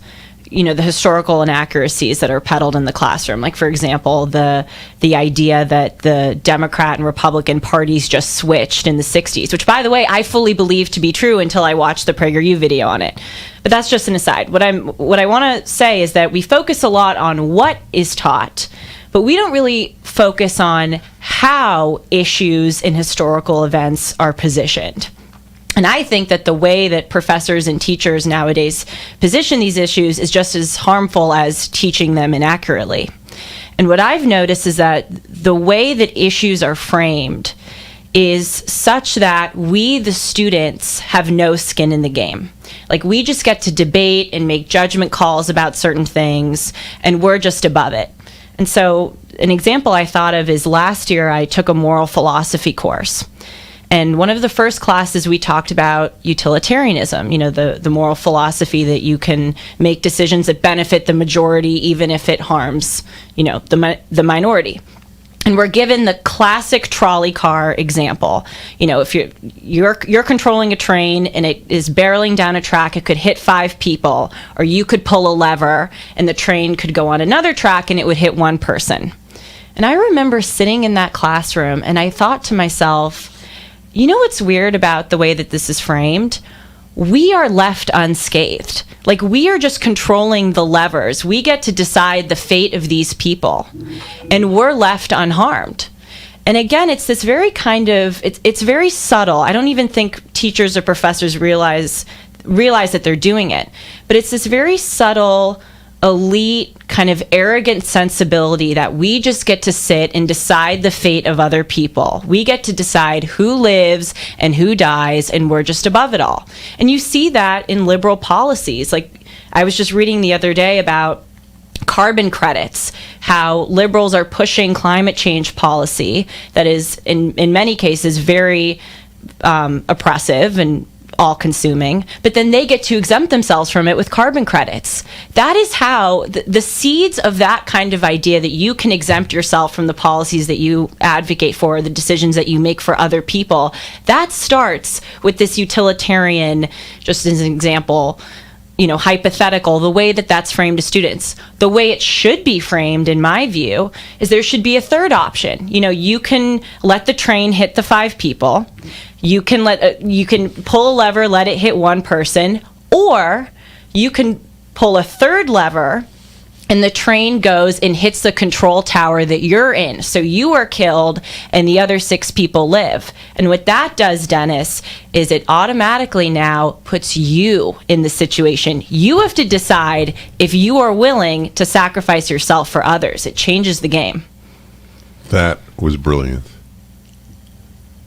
Really was. There's a third question that involves you. Yes. Crash the train. None of the 6 are killed, only you are. Totally. If you're truly a utilitarian, that's the way to go. And even, that was just an example in a moral philosophy class. Even in my history classes, when we're debating these things like, should we have dropped the bomb on Japan in World War II, or was the Vietnam War justified? Again, we're sitting here as people who weren't even born, who weren't even alive during this time. We get to make a judgment call. We should position ourselves as the American soldier, or as the person on the ground with the information they had at the time. Or as the Vietnamese. Right, yes. We'll be back in a moment with Julie Hartman. In the meantime, it is Relief Factor time. ReliefFactor.com, 800-500-8384. I spoke to the doctor who put this together. He's a very impressive man. It's a very complex thing that they have made, very safe. People take it indefinitely. So here's the deal. It really does help joint and muscle pain. And there's a way for you to test it out, because they tell you if it doesn't work in 3 weeks, it probably won't work. How's that? I've never heard that from a sponsor. Don't bother continuing. And you got a special price for 3 weeks to boot. $20. ReliefFactor.com, 800-500-8384. That I never...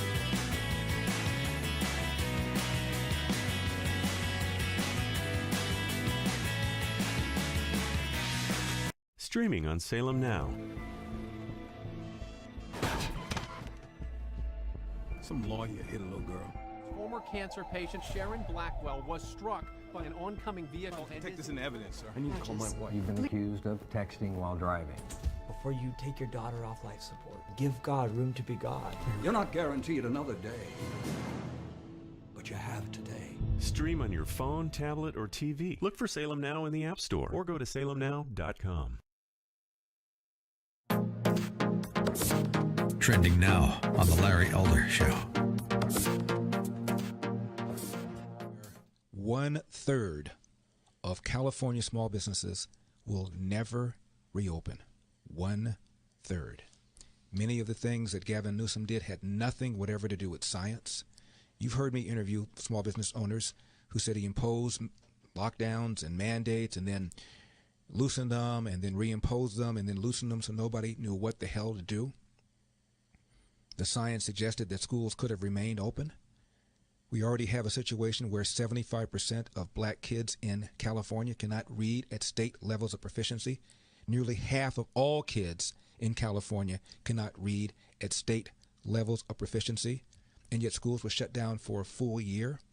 And the left is always talking about leveling the playing field, making sure that things are equal. How in the world are you going to get equal when you have prevented black kids, Hispanic kids, from having in-school learning for over a year, and everybody knows this video learning is not the same.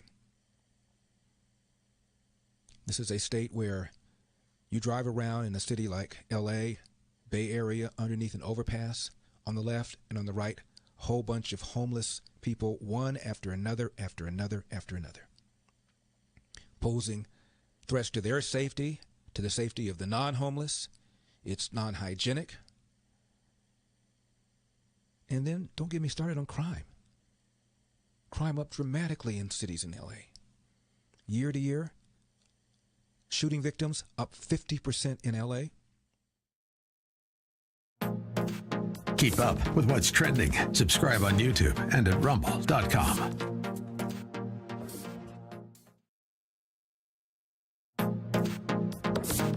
Trending now on the Eric Metaxas Show. Two things are happening. One is that parents across the board are starting to speak up and not take this anymore. You've seen in Loudoun, Virginia, on the critical race theory issue just the last couple of weeks, school board meetings where parents have lined up by the hundreds. They are unloading on these school boards. I have seen people.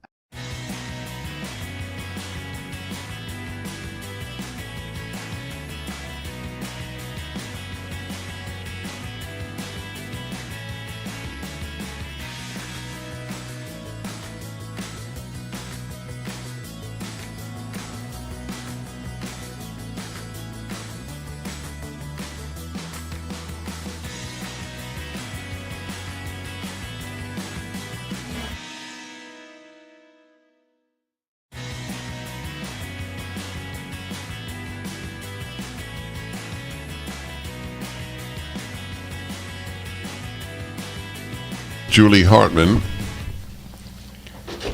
the college senior that I'm having on each week this summer and who will sit in for me for a show. So much faith I have in her. That was a brilliant take, I thought, on the question that I remember being asked, would you kill one person to save five? You're the controller of train tracks and so on.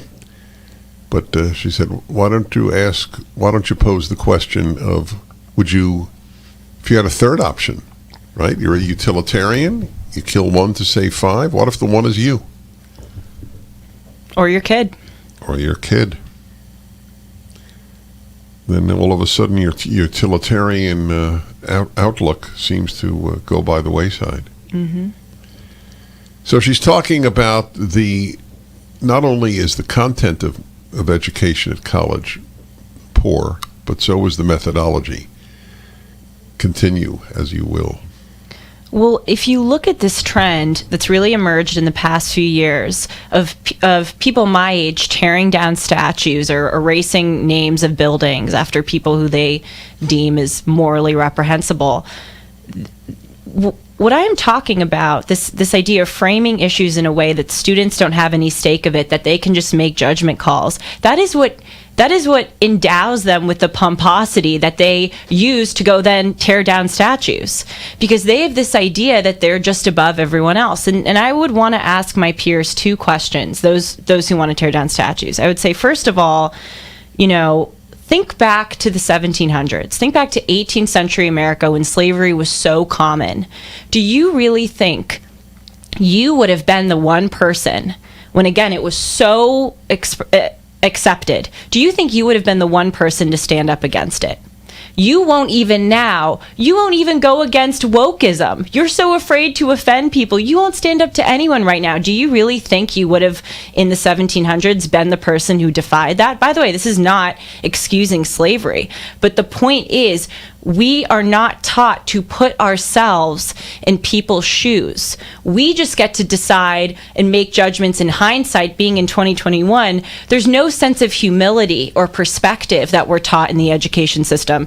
And the second question I would ask them relatedly is, are you so arrogant as to think that there aren't things that you do right now or things in society right now that our great-grandchildren might look and think that were morally reprehensible? For example, abortion. Abortion is completely and totally, I would say, accepted by the majority of people in America. And you know what? Maybe in 200 years, our descendants will go, can you believe that back in the day there was state-sanctioned killing of babies, that they allowed these procedures? If the mother didn't want the child, they would go inside the womb and tear this fetus apart limb by limb.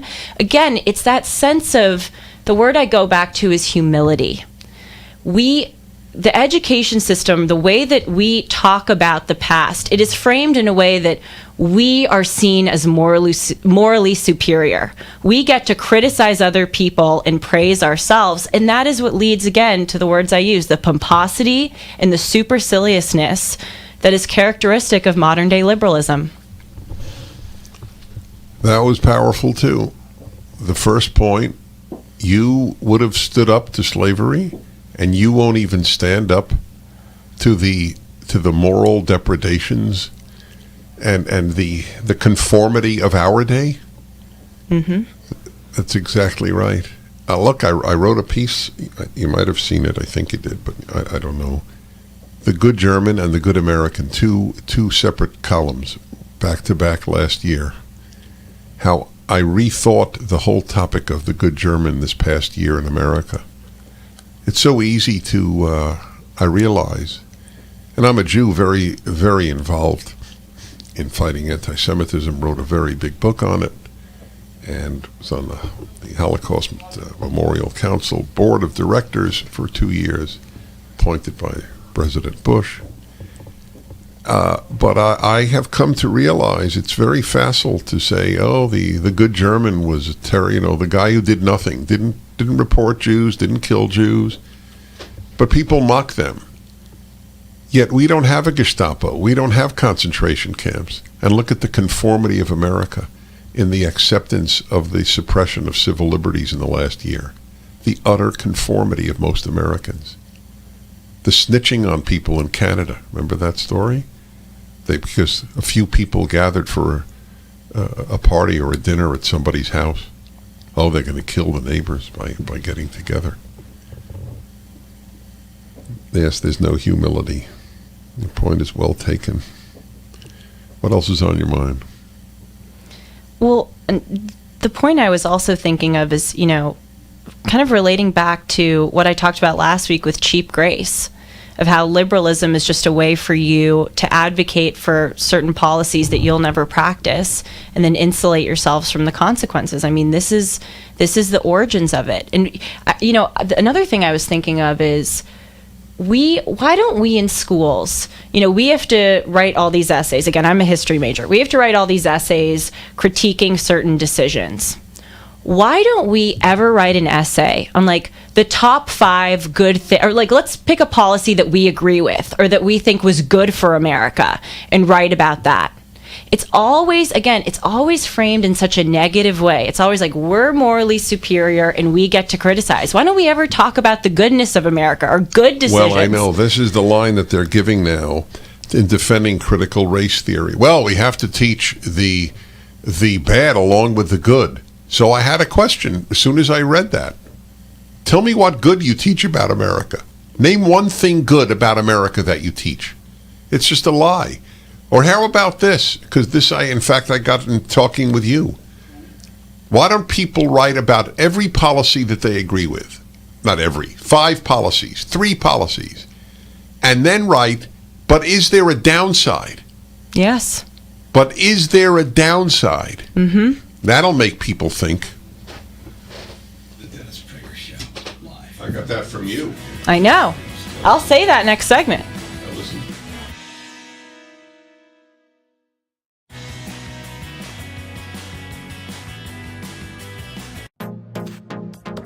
Trending now on the Mike Gallagher Show. Men and women died in Vietnam or the other wars that we fought for our flag. Hey, what a great call. What a great point that is.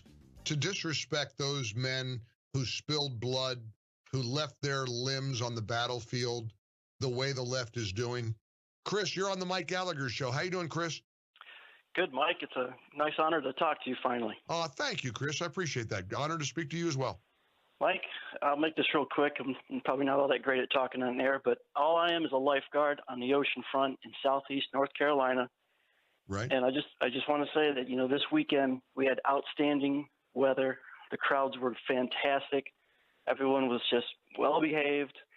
Wow. And Mike, I was on my tower and I was looking north, and I saw the thousands and thousands of people with their umbrellas, thousands of people in the water just enjoying. The kids were playing. The kids were running around, and happy cries and screams were going on.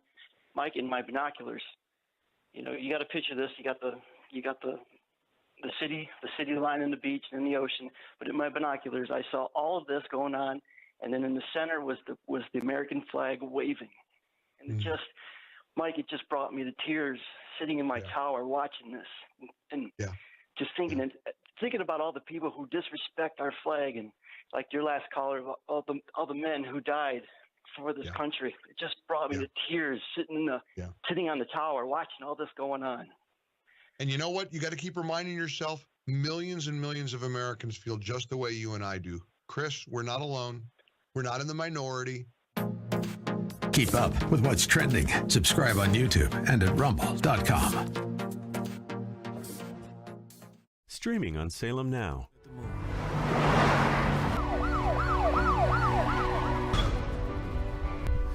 Get back or I'll shoot you. Only ones left inside were the pastor and his 2 daughters. If you run, I'll shoot your family. Nobody cares whether I live or die. It's bad. I'm not gonna stand around and be a part of it anymore. Give me the gun.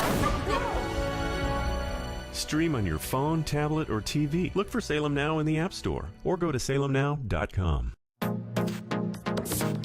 Trending now on America First with Sebastian Gorka. I had studied Marxist history, beginning with Marx and Engels' Communist Manifesto from 1848. And when I first studied that and saw in section 1 of the manifesto what you can recognize as what's called the oppressor versus oppressed narrative of human history, a whole bunch of stuff that was taking place.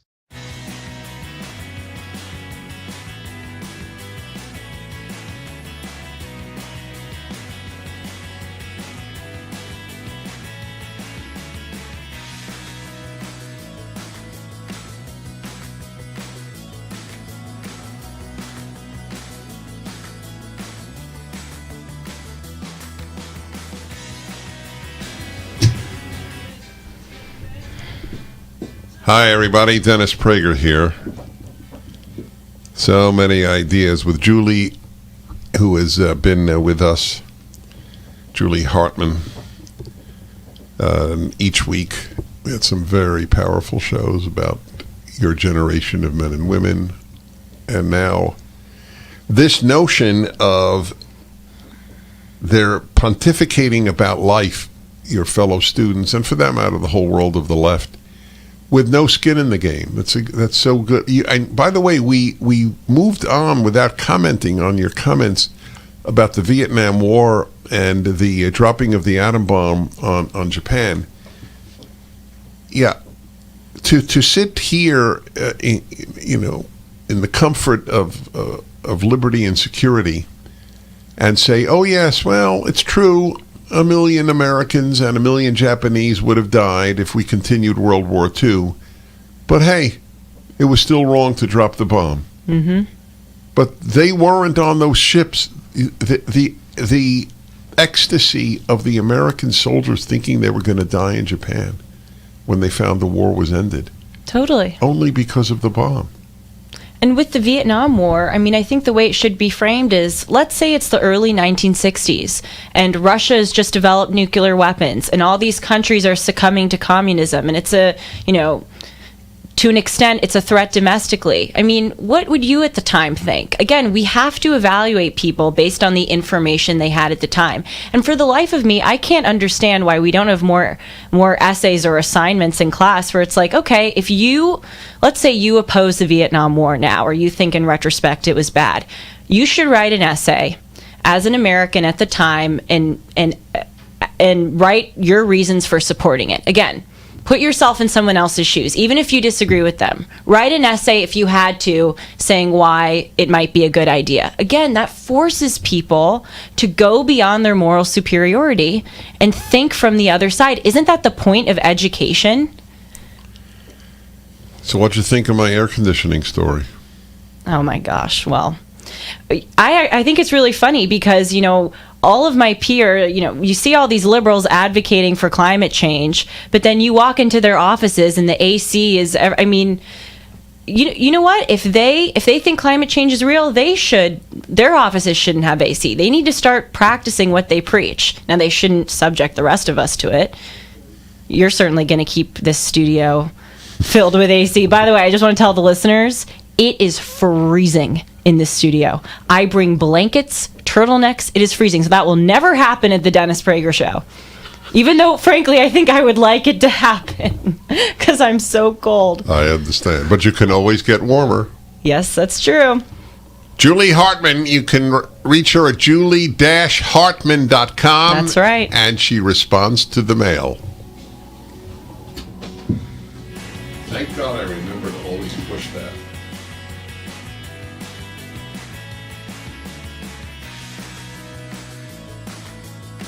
Streaming on Salem Now.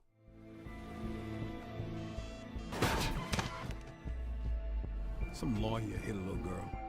The community is left in shock as former cancer patient Sharon Blackwell was struck by an oncoming vehicle. Take this into evidence, sir. I need to call my wife. You've been accused of texting while driving. If we don't make an example out of this guy, the public will crucify us. Before you take your daughter off life support, give God room to be God. You're not guaranteed another day, but you have today.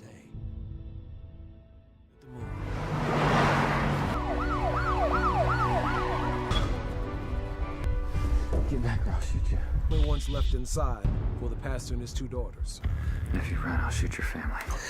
Nobody cares whether I live or die. It's bad. I'm not gonna stand around and be a part of it anymore. Give me the gun. Stream on your phone, tablet, or TV. Look for Salem Now in the App Store or go to salemnow.com. Trending now on The Mike Gallagher Show. Las Vegas, I mean, it is open for business. It is wide open. It's unreal how different things are in a place like Las Vegas. I mean, somebody look up, Derek, see how many seats the O show at the Bellagio holds. How many seats are in that theater? The show is called O at the Bellagio. See how many seats it holds. It was packed. I mean, there's no social distancing going on in Las Vegas. There just isn't. Now, does that disturb you? Or does that make you happy? Does it bother you to know that there are communities that, like Las Vegas, that have a theater that I sat in and was in amazement at the Las Vegas production of O at the Bellagio with 1,800 seats, and it was packed. It was sold out. There weren't seats between other seats. There weren't empty seats blocked out with stupid X marks. And incidentally, on the topic of Las Vegas, may I respectfully suggest a must-see show if you like Vegas like I do. I don't do a whole lot of gambling. I don't drink. I don't smoke. I love the theaters. I the shows. I love the hotels. I love the restaurants. I love the vibe of Las Vegas. The magic of Jen Kramer at the Westgate is a must-see. Keep up with what's trending. Subscribe on YouTube and at rumble.com.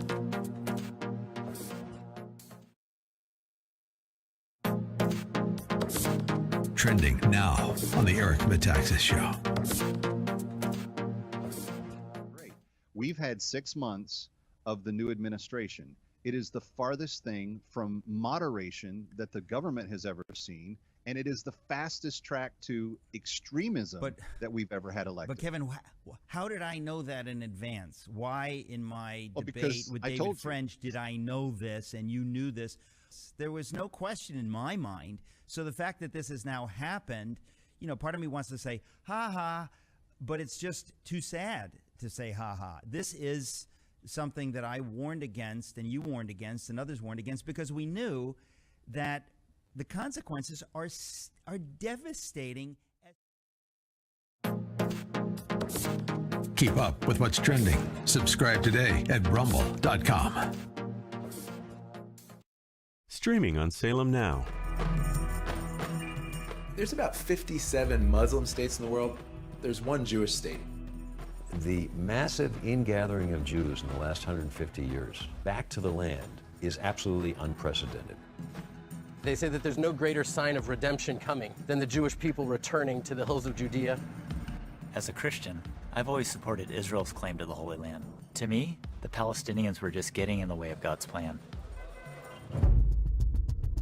300,000 Palestinians are unemployed.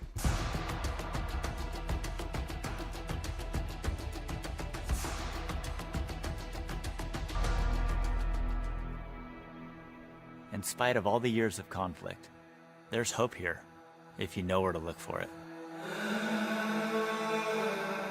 Stream on your phone, tablet, or TV. Look for Salem Now in the App Store or go to salemnow.com. Trending now on the Hugh Hewitt Show.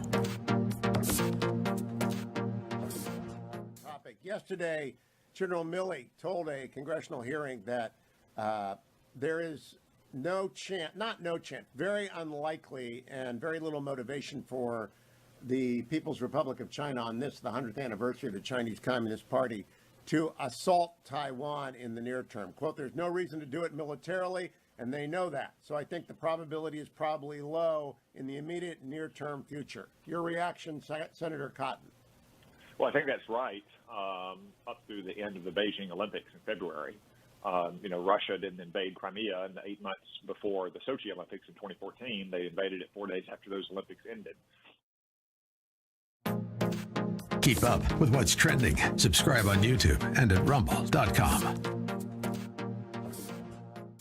Streaming on Salem Now. Surprise! Sharon and I. Sharon and you what? Things just happened. My girlfriend and my best friend. You got 30 days to grow up, son. Nathan Hannigan, it is good to have you home. Nona, it's Nathan. Well, you don't mind my giving her your room, do you? Really though, thanks for thinking of me for this position. I thought about you first. Come on, growing up, I had a huge crush on you. There are things that we all need to change about ourselves, but we can't blame God because He helps us change. Stream on your phone, tablet, or TV. Look for Salem Now in the App Store or go to salemnow.com.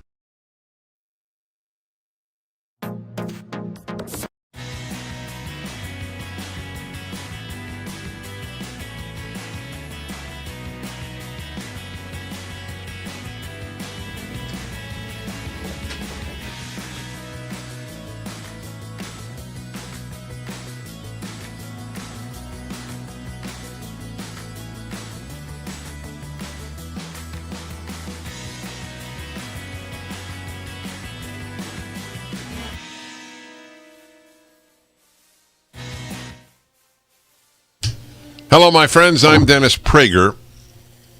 Perhaps the finest piece yet written, summarizing the catastrophe or the catastrophic response to COVID, is in City Journal, that great journal, written by John Tierney, contributing editor who always writes magnificently. It's very sobering to read it, about how the world reacted to the virus, how the United States did. I will boast at this moment, and I am totally prepared to take the arrows of being accused of boasting. I wrote in March 2020 that the worldwide lockdown was the greatest mistake in world history. And I made it clear, not the greatest evil, the greatest mistake. And John Tierney in his piece writes it's the greatest medical mistake ever made. But he documents everything as to why. So congratulations on your piece, John. Thanks very much, Dennis. So, and that was a good prophecy you made. I wondered whether, people have called it the greatest peacetime mistake. You could argue some wars are, but certainly as far as, the public health profession, there's never been anything like it. Would this mistake have been made in 1970? That's a good question. I think at that point, things weren't so polarized. Science hadn't been so politicized, and the media was, and the legacy media then was a little more responsible. I mentioned how the media always hypes things. I call it the crisis in this book of When the Power of Bad, and that they're always hyping everything. They've always done that. I mean, last century, in the 1970s, humanity was supposedly doomed by the population crisis, by the energy crisis, these kind of fake crises that the media creates. But I think that there was,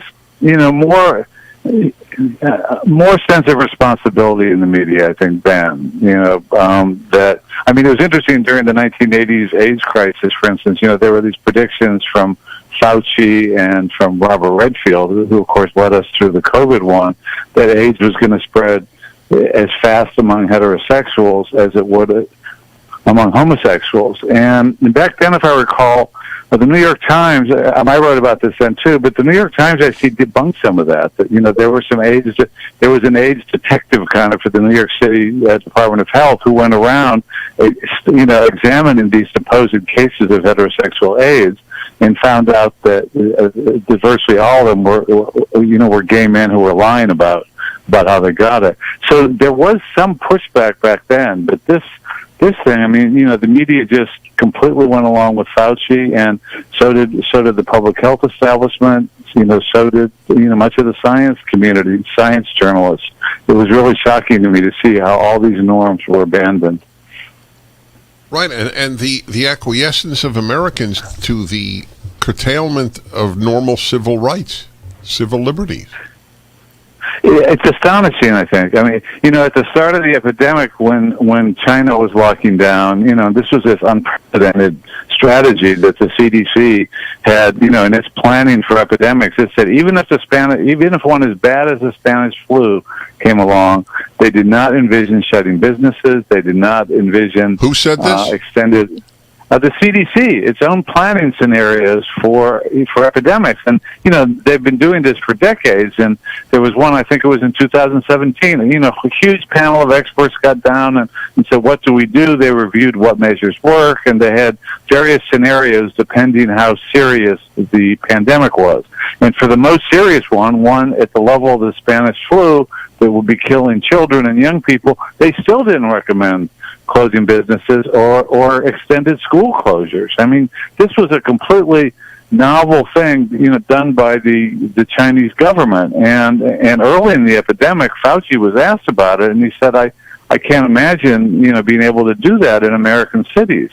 But, to his surprise, and to mine, as you say, Americans just acquiesced in this and went along with this incredible, giving up the right to, to leave their homes, to go to church, to work, to study. It was and you still see these polls that I find really depressing. That a large percentage of the population, still thinks the lockdowns were a good idea, and many even think that there should have been stricter lockdowns. I mean, it's insane to me, and it's very scary. I don't know what has happened to people. Well, it's worldwide though. With the exception of Sweden, it's universal. Right. I mean, UK had a supposedly conservative prime minister, right, who just went along with it.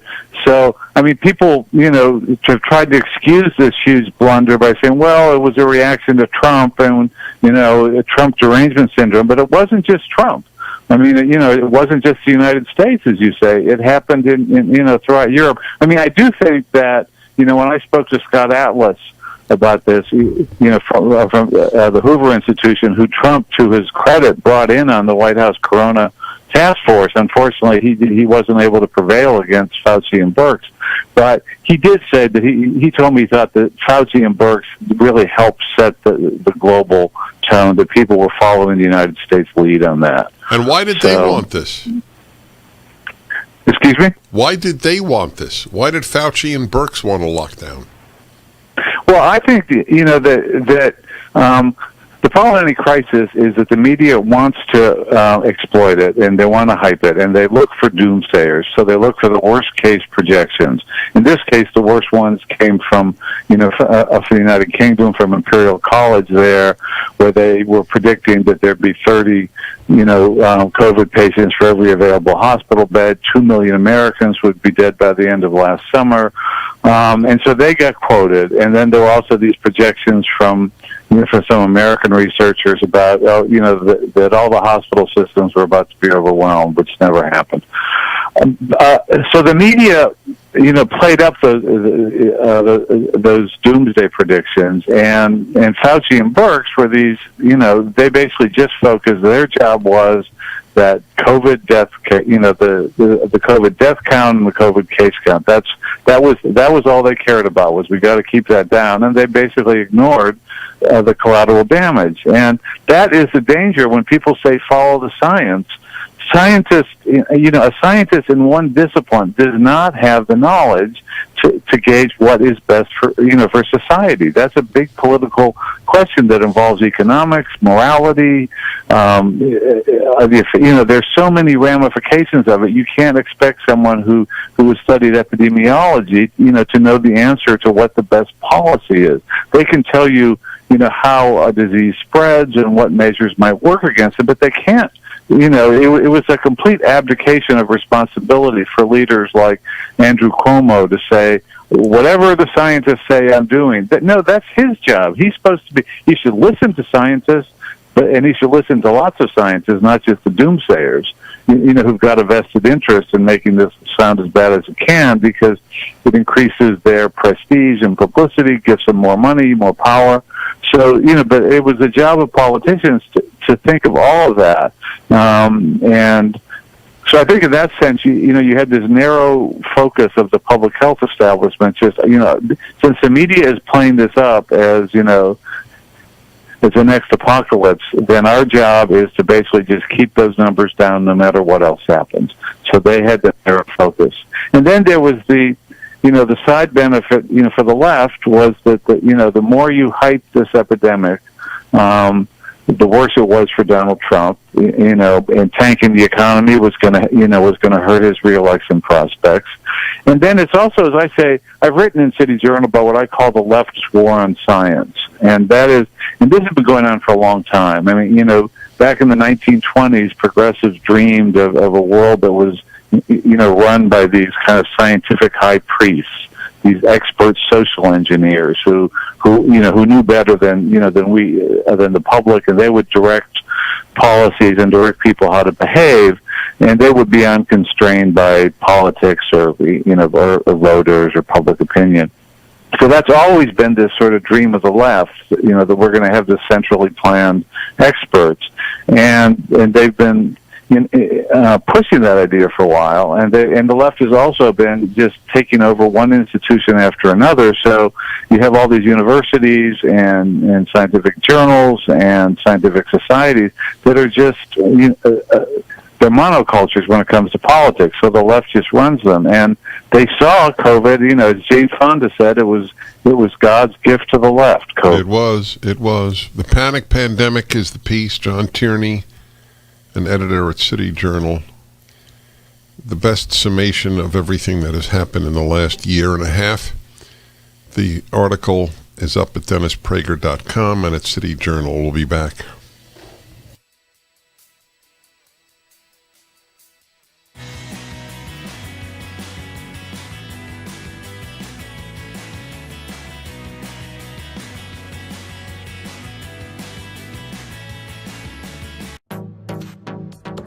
Trending now on the Mike Gallagher Show.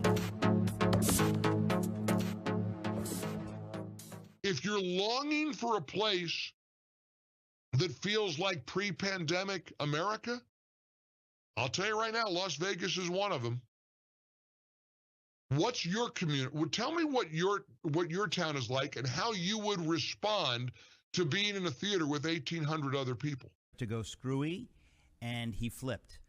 So he said. I don't know that that's true. I think he hid maybe who he was for a long time. A lot of liberals did in the 70s. Wait. First of all, he's nobody. He has no values. Let's not kid ourselves. He's not a Marxist. He is a husk of a person, and he will just do. That's the whole point of your article at townhall.com. People are running him and steering him, and he doesn't have the whisper of what we would call courage or conviction. Right.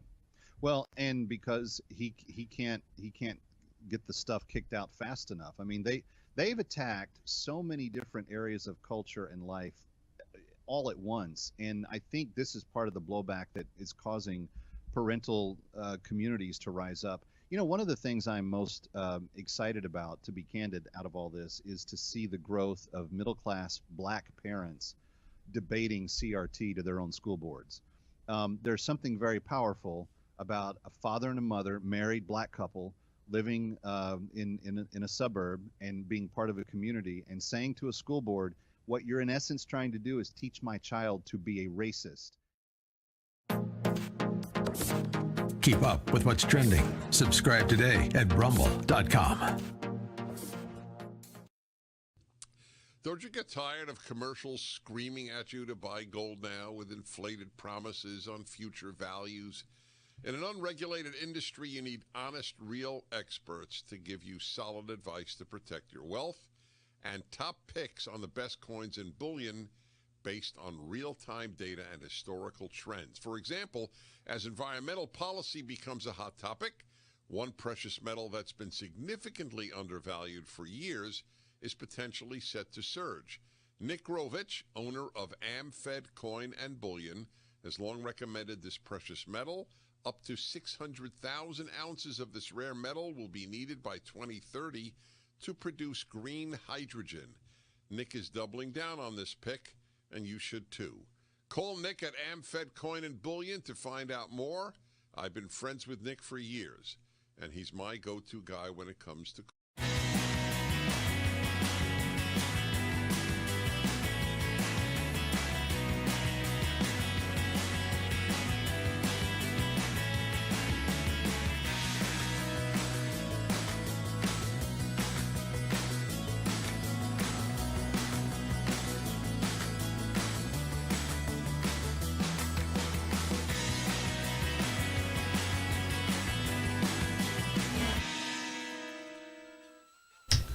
Hi, everybody. Finest piece summarizing the entire year and a half vis-a-vis COVID. Panic Pandemic. By John Tierney, contributing editor at City Journal. Massive amount of research went into it. So, if I may, I'd like to bounce off you what I have advocated for the last year and a half and tell me where, if anywhere, you differ.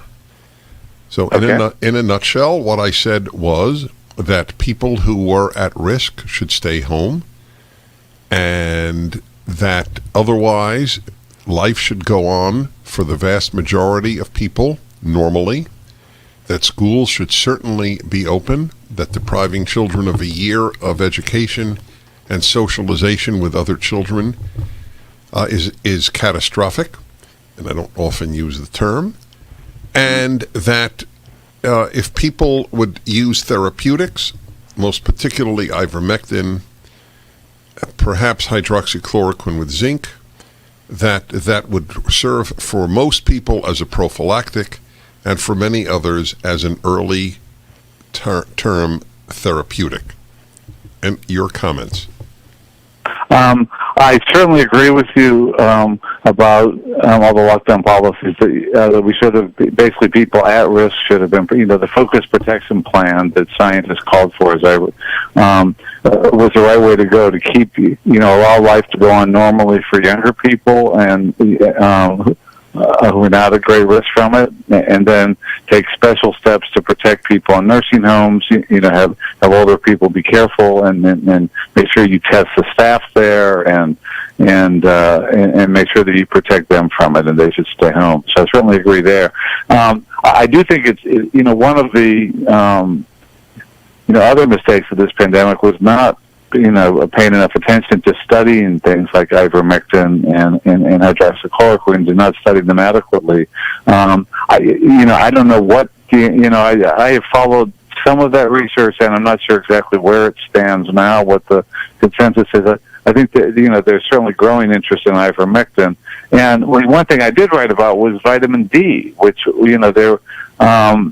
people can argue about how good the evidence is, but there's certainly some studies showing that vitamin D deficiency correlated with severe cases of COVID. And that's one of these harmless things that, Fauci, in one interview, I think, in Instagram, did say, yeah, he takes vitamin D.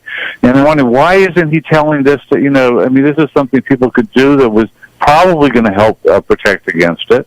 And it's harmless, unlike the lockdowns and all these other policies they do, and forcing children to wear masks, which is harmful to them. It was just, bizarre the way they were so intent on exercising this power, and they were ignoring, simpler, cheaper solutions. When I see airlines forcing 2-year-olds to wear masks, I truly despair for my country. I agree. It's child abuse. I think, I did a piece for City Journal called Much to Forgive, that it's horrible what we have done to our children, and people who claim to, be concerned about the most vulnerable members of society, and then doing this to children, and forcing them to wear, when I see 5-year-olds on playgrounds outside wearing masks, it's just, it's horrible what we've done to kids, and it's really just to appease the neurotic fears of some adults and the sort of cavalier wishes of these autocrats, who just want to order, Fauci and these autocrats, all they care about is minimizing COVID. They don't care what damage it does to people's lives. That's the whole point. They don't care what damage it does. I read to people from the very beginning the projections of the number of people who would be out of work and impoverished. Literally impoverished. It was rich people who set policies to ruin the lives of poor people. Is that a fair statement? Exactly. The laptop class went on working, at home and causes economic devastation, for other people. It's, worldwide, 1 in 3 people worldwide lost a job or business during the lockdowns. Half of them saw their earnings drop, and the World Bank estimated that more than 100 million people were pushed into extreme poverty. And yet, you've got these professionals sitting at home, these journalists and alarmist scientists saying, well, no, we got to lock down, and they're not suffering. And it was, and it was terrible what Silicon Valley did, censoring debate about this while they're prospering from these lockdowns, Facebook and YouTube and Google that are bankrupting local businesses. It was just horrible. It was appalling to me to see these celebrities on Zoom and YouTube that were all in this together. Well, we weren't. They were off, in their homes safely, in their spacious homes, working on their laptops, and everyone else was suffering. They were in it for themselves. There's continuing on the suffering. I was reading a piece, I think it was in the New York Times, which of course is a big sponsor of the lockdowns, about how hotels, and I saw this. I was at a hotel in Texas this weekend, and I saw this at play. It is now policy, at least this was true for the Hyatt chain, which obviously I stayed at on this occasion, and they no longer have your room cleaned each day you're there unless you ask for it. And so what is result is that a lot of people are no longer getting their jobs back in the hotel industry. That's just, it's, I mean, all these effects that, I mean, it's a horrible thing about letting central planners run society. They can't possibly anticipate all the consequences of it. And I mean, the other thing, that forcing hotels, and now this maybe made some work for people, but forcing restaurants and hotels and schools to do all this surface cleaning, every which means business nothing. is They reported right. It's meaningless. Right, and they knew this last year that it wasn't really spreading by surface contamination, but they never bothered. They couldn't be bothered to say, you know what, I know you're doing enough, you skip the surface cleaning, you don't have to do that anymore. And think how many billions of dollars and hours were spent. They still hand doing you these that. moronic wipies when you come on the airplane. I know, it's just insane. I mean, once you create this climate of fear, it's you can't unring that bell. And I still see people walking around, vaccinated people, driving, wearing masks outside. It's just, I mean, it's awful. I mean, we count on leaders. They're supposed to, keep calm and carry on and give us good advice. They Instead, carry they're on, but they don't keep calm. No, anyway, listen, do, we'll do a part two. You wrote a magnificent piece, John Tierney. Thank you. Thank you very much, Dennis. The piece is up at DennisPrager.com. It is the best summary of the last year and a half that I know of. We shall return. I'm Dennis Prager.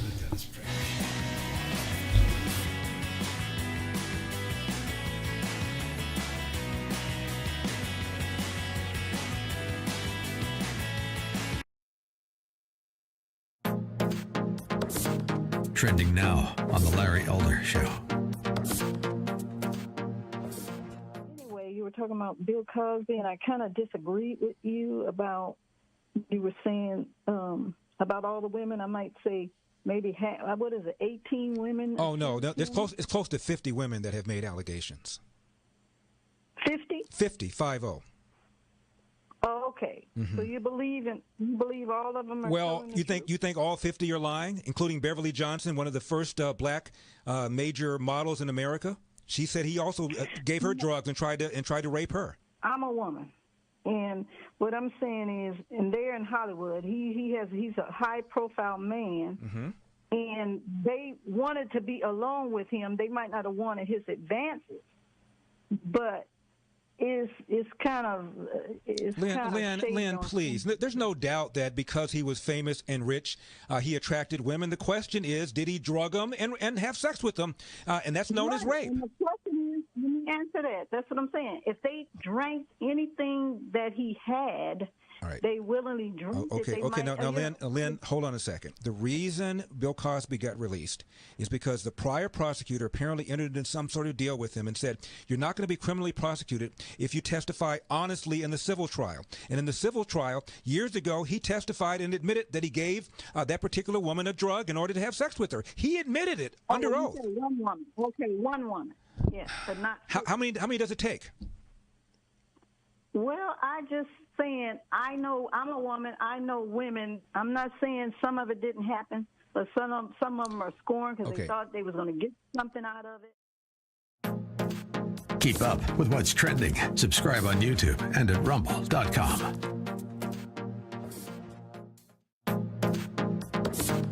Trending now on America First with Sebastian Burka. What is your message to those who think this isn't a big deal or who feel cowed and intimidated? What do you say to them? Anytime you say something like what I'm about to say, I'm sure it can be abused and misused, so I'll be very careful in how I say it. I've never read Hitler's Mein Kampf, but I've picked it up recently in the past week because I'm interested in learning everything I can about history. After spending just a day with his Mein Kampf, the spirit and essence of his race hatred that shows up in that book, a set of 2 books, is very similar to what I'm seeing show up in How to Be an Anti-Racist. Keep up with what's trending. Subscribe today at rumble.com. Trending now on the Charlie Kirk Show. I want to talk about what's happening in New York with Letitia James and what I consider to be a political persecution unlike anything, I think, in American political history. How are you guys dealing with this? And do you guys see this as, you obviously said this last night, but as a continuation of almost this 5-year political witch hunt? 100%. I mean, it's pretty clear when the Attorney General of a state, without any information, literally campaigns on saying, "Hey, we're going to investigate, we're going to lock them up, we're going to do this, that, and the other." It's pretty amazing that they can get away with it, and then they do it, and then they do it for 5 years. And the reality is this: there's no recourse. There's no one keeping them in check, Charlie. They can just do this. You have nowhere to appeal it to. You're going to appeal it to a leftist judge in New York who.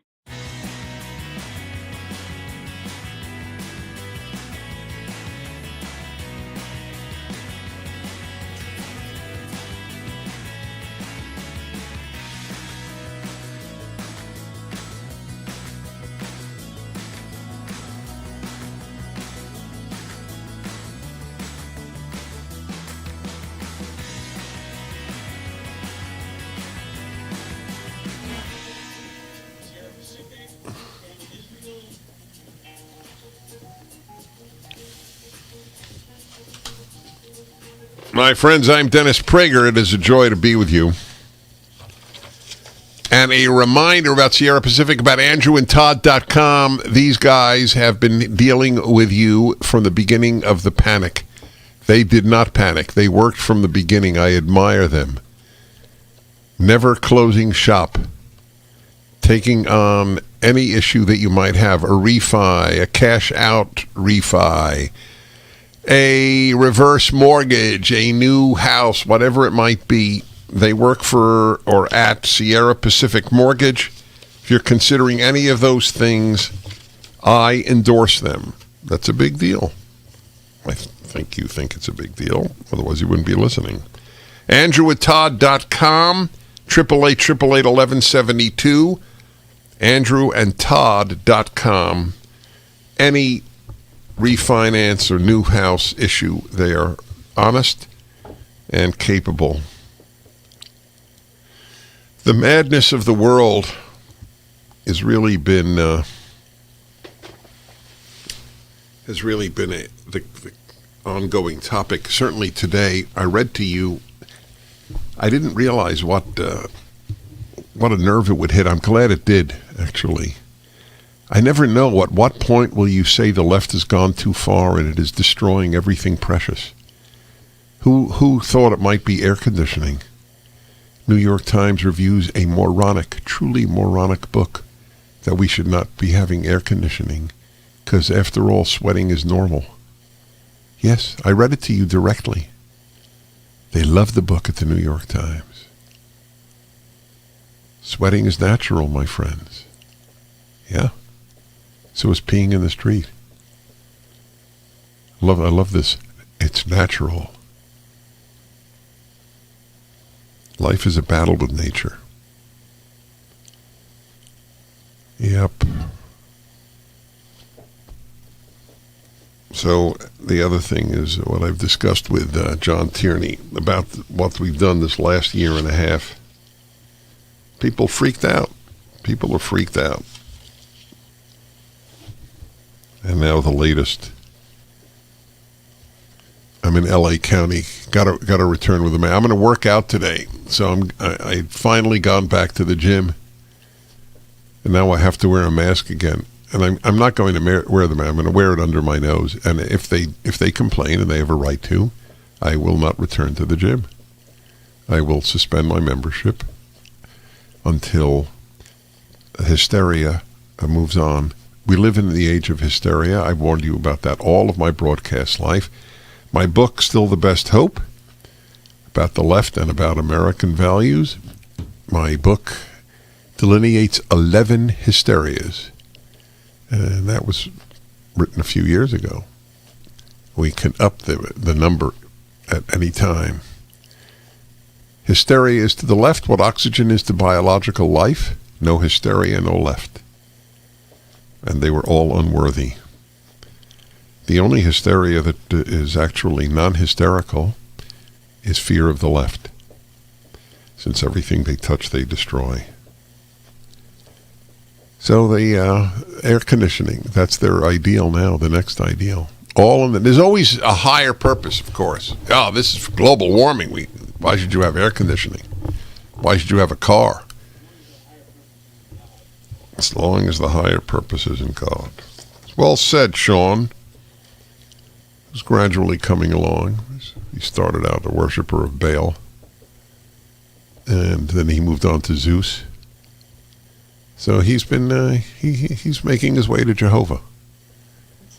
It's very moving. How's this that I picked up from the Wall Street Journal?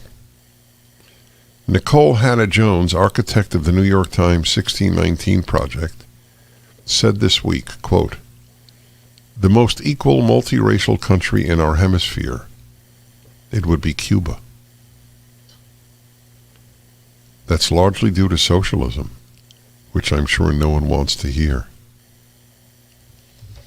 Yeah, that's it. Woman is sick. The whole left is sick. There's no exception, because if you weren't sick morally or emotionally, you would be a liberal or a conservative, but you wouldn't be a leftist. She's sick.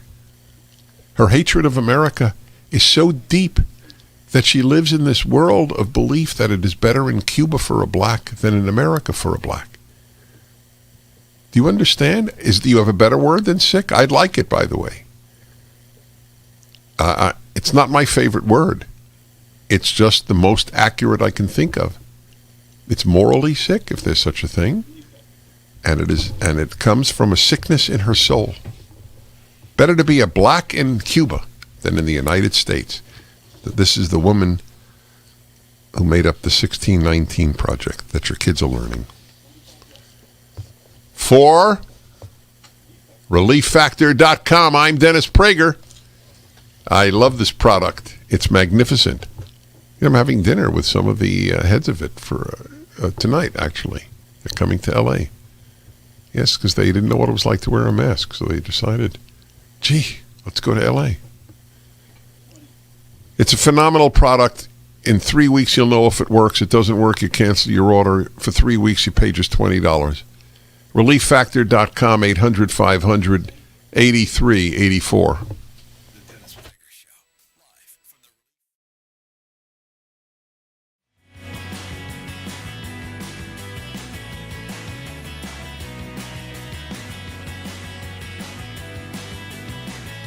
Streaming on Salem Now.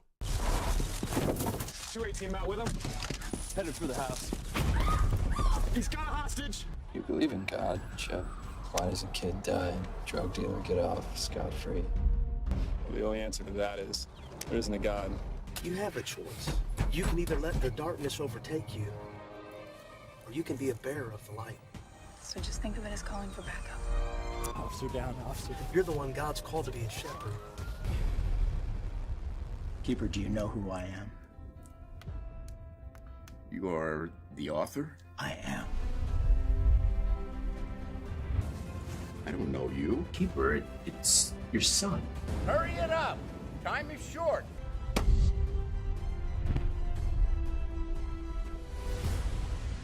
Stream on your phone, tablet, or TV. Look for Salem Now in the App Store or go to salemnow.com. Trending now on The Charlie Kirk Show. And so, Don, a question I get a lot, and where people are emailing us, freedom@charliekirk.com right now, is how is your family holding up in the midst of this? How is your father holding up? I mean, after delivering results for our country, doing everything he said he was going to do, people kind of take me aside. They say, hey, how are they hanging in there? Any insight you can give us, Don, into that?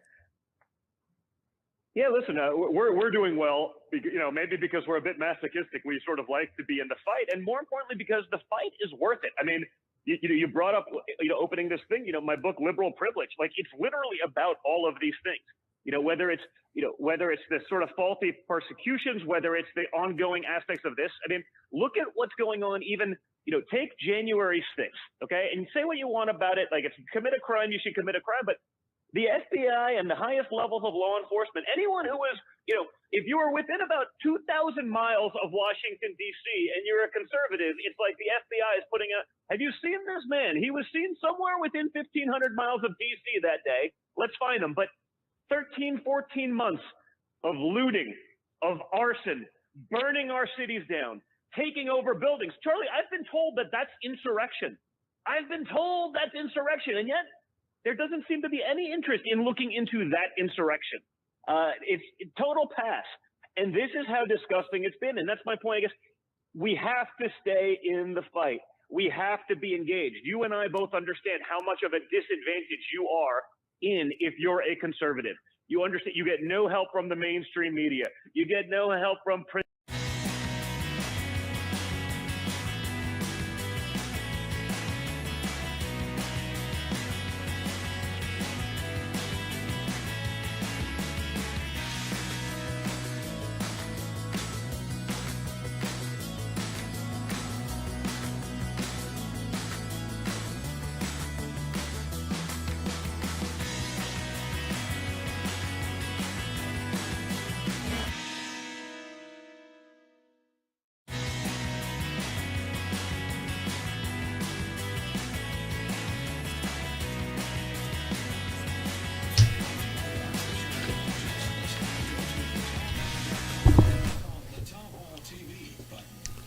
Hey, I want to remind you, everybody, that we are still planning the trip to Israel, and I'm headed there. So look at the banner and get the information. The banner about Stand With Israel is up at DennisPrager.com. Well, what did you think of what I just told you? This bad soul who's the architect of the New York Times 1619 Project, Nicole Hannah-Jones, says better to be a black in Cuba than in the United States. What do you think of that? Boy, is it true that if you repeat a lie, enough people believe it. God, it's all I've watched in the last 20 years at least.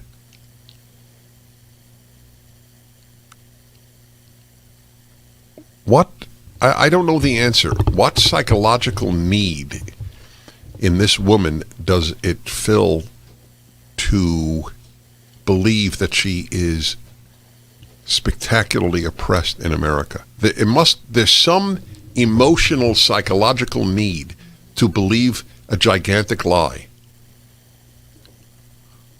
And I don't know what it is. I don't know, because I know I don't have such a need. I'm in love with the truth.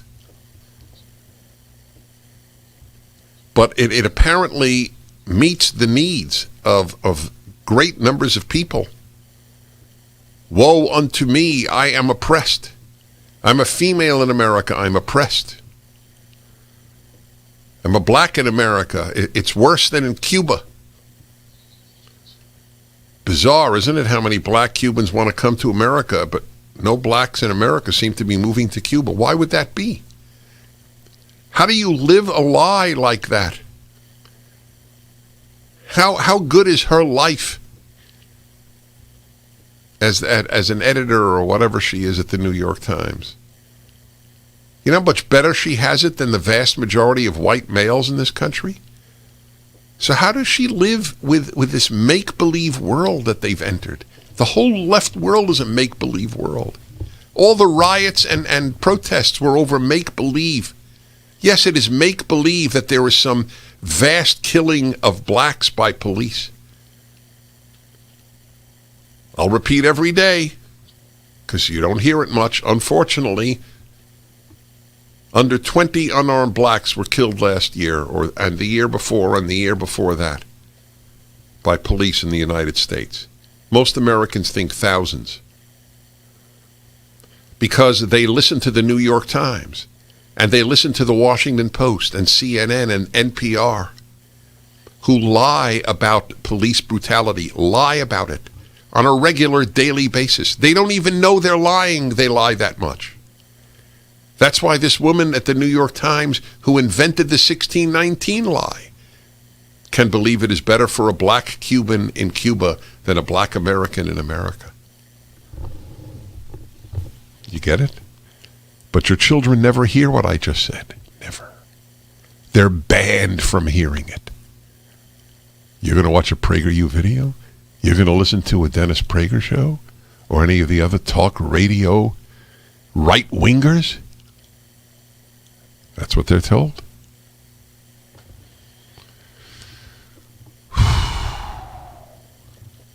Anyway, watch your air conditioner. It's the next thing. Okay. Diane in Los Angeles. Hello. Hi, Dennis. When you were describing that woman, instead of using the word sick, how about delusional? It kind of reminds me of a friend who had a nervous breakdown of sorts, and she always had a problem with self-confidence, but as she got worse and worse and before she really snapped, the things that she believed about herself were just so unreal that she was just such a horrible person. And the word that always came to mind was that she was delusional. She just was believing stuff that was blatantly, ridiculously not true about herself. And I think that's a better word than sick. I like that. I think that's certainly a good one. Delusional. I like it. I thank you. Talking about delusional, somebody made an interesting point. I don't remember who it was that I was reading recently on the transgendered, and how doctors or therapists are supposed to completely align themselves with their patient even if the patient is 11 years old. A boy who says he's a girl, then you affirm you're a girl. Why don't we do that with anorexics? That was the argument that I read. This is not original to me. I thought it was a great argument. Why do we even call it anorexia? Why don't we simply affirm, yes, you are fat. If you think you're fat, you're fat. If you think you're a girl, you're a girl. And if you think you're fat, you're fat. Why do we try to talk anorexics out of anorexia? They think they're fat, they're fat. If we are what we think we are, why doesn't it apply to that? It's an interesting argument. Talk about delusional. Men give birth. It's a big thing at the New York Times that men give birth. Article after article. How do women feel about this? It's like women are being robbed of their uniqueness. Not like. They are. Men give birth and women give birth. You're not even a woman if you give birth. You're a birthing person. That's what they now call women. Birthing person. Shows you how bored the left is. These people have vapid lives. Vapid. This is a cause. Like, we won't use Latino. We use Latinx. Oh, you sneezed? Do you need a Latinx? 1-8 Prager 776. I'm Dennis Prager.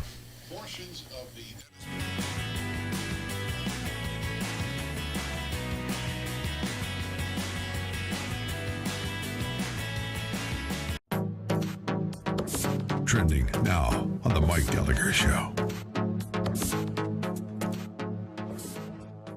If you're longing for a place that feels like pre-pandemic America, I'll tell you right now, Las Vegas is one of them. What's your community? Tell me what your town is like and how you would respond to being in a theater with 1,800 other people, elbow to elbow. Here's Mike. What's the upstate of South Carolina, Mike, life like, Mike? Mike, it is wide open for business, baby. We are rocking and rolling, and we cannot get enough people to work. So come on down here and grab yourself a job. I love it. That makes me happy. Coming back to work makes me happy. Thank you, Mike. Keep up with what's trending. Subscribe on YouTube and at rumble.com.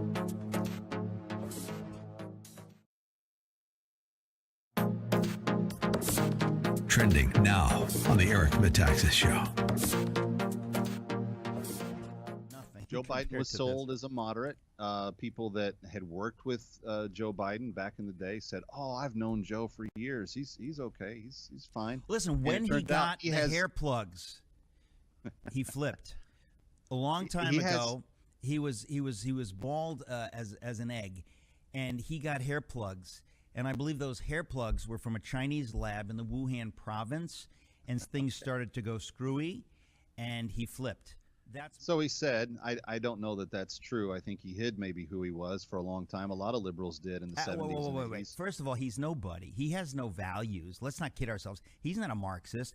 He is a husk of a person, and he will just do. That's the whole point of your article at townhall.com. People are running him and steering him, and he doesn't have the whisper of what we would call courage or conviction. Right. Well, and because he can't get the stuff kicked out fast enough. I mean, they've attacked so many different areas of culture and life all at once, and I think this is part of the blowback that is causing parental communities to rise up. You know, one of the things I'm most excited about, to be candid, out of all this, is to see the growth of middle-class black parents debating CRT to their own school boards. There's something very powerful about a father and a mother, married black couple, living in a suburb and being part of a community and saying to a school board, what you're in essence trying to do is teach my child to be a racist. Keep up with what's trending. Subscribe today at rumble.com. Don't you get tired of commercials screaming at you to buy gold now with inflated promises on future values?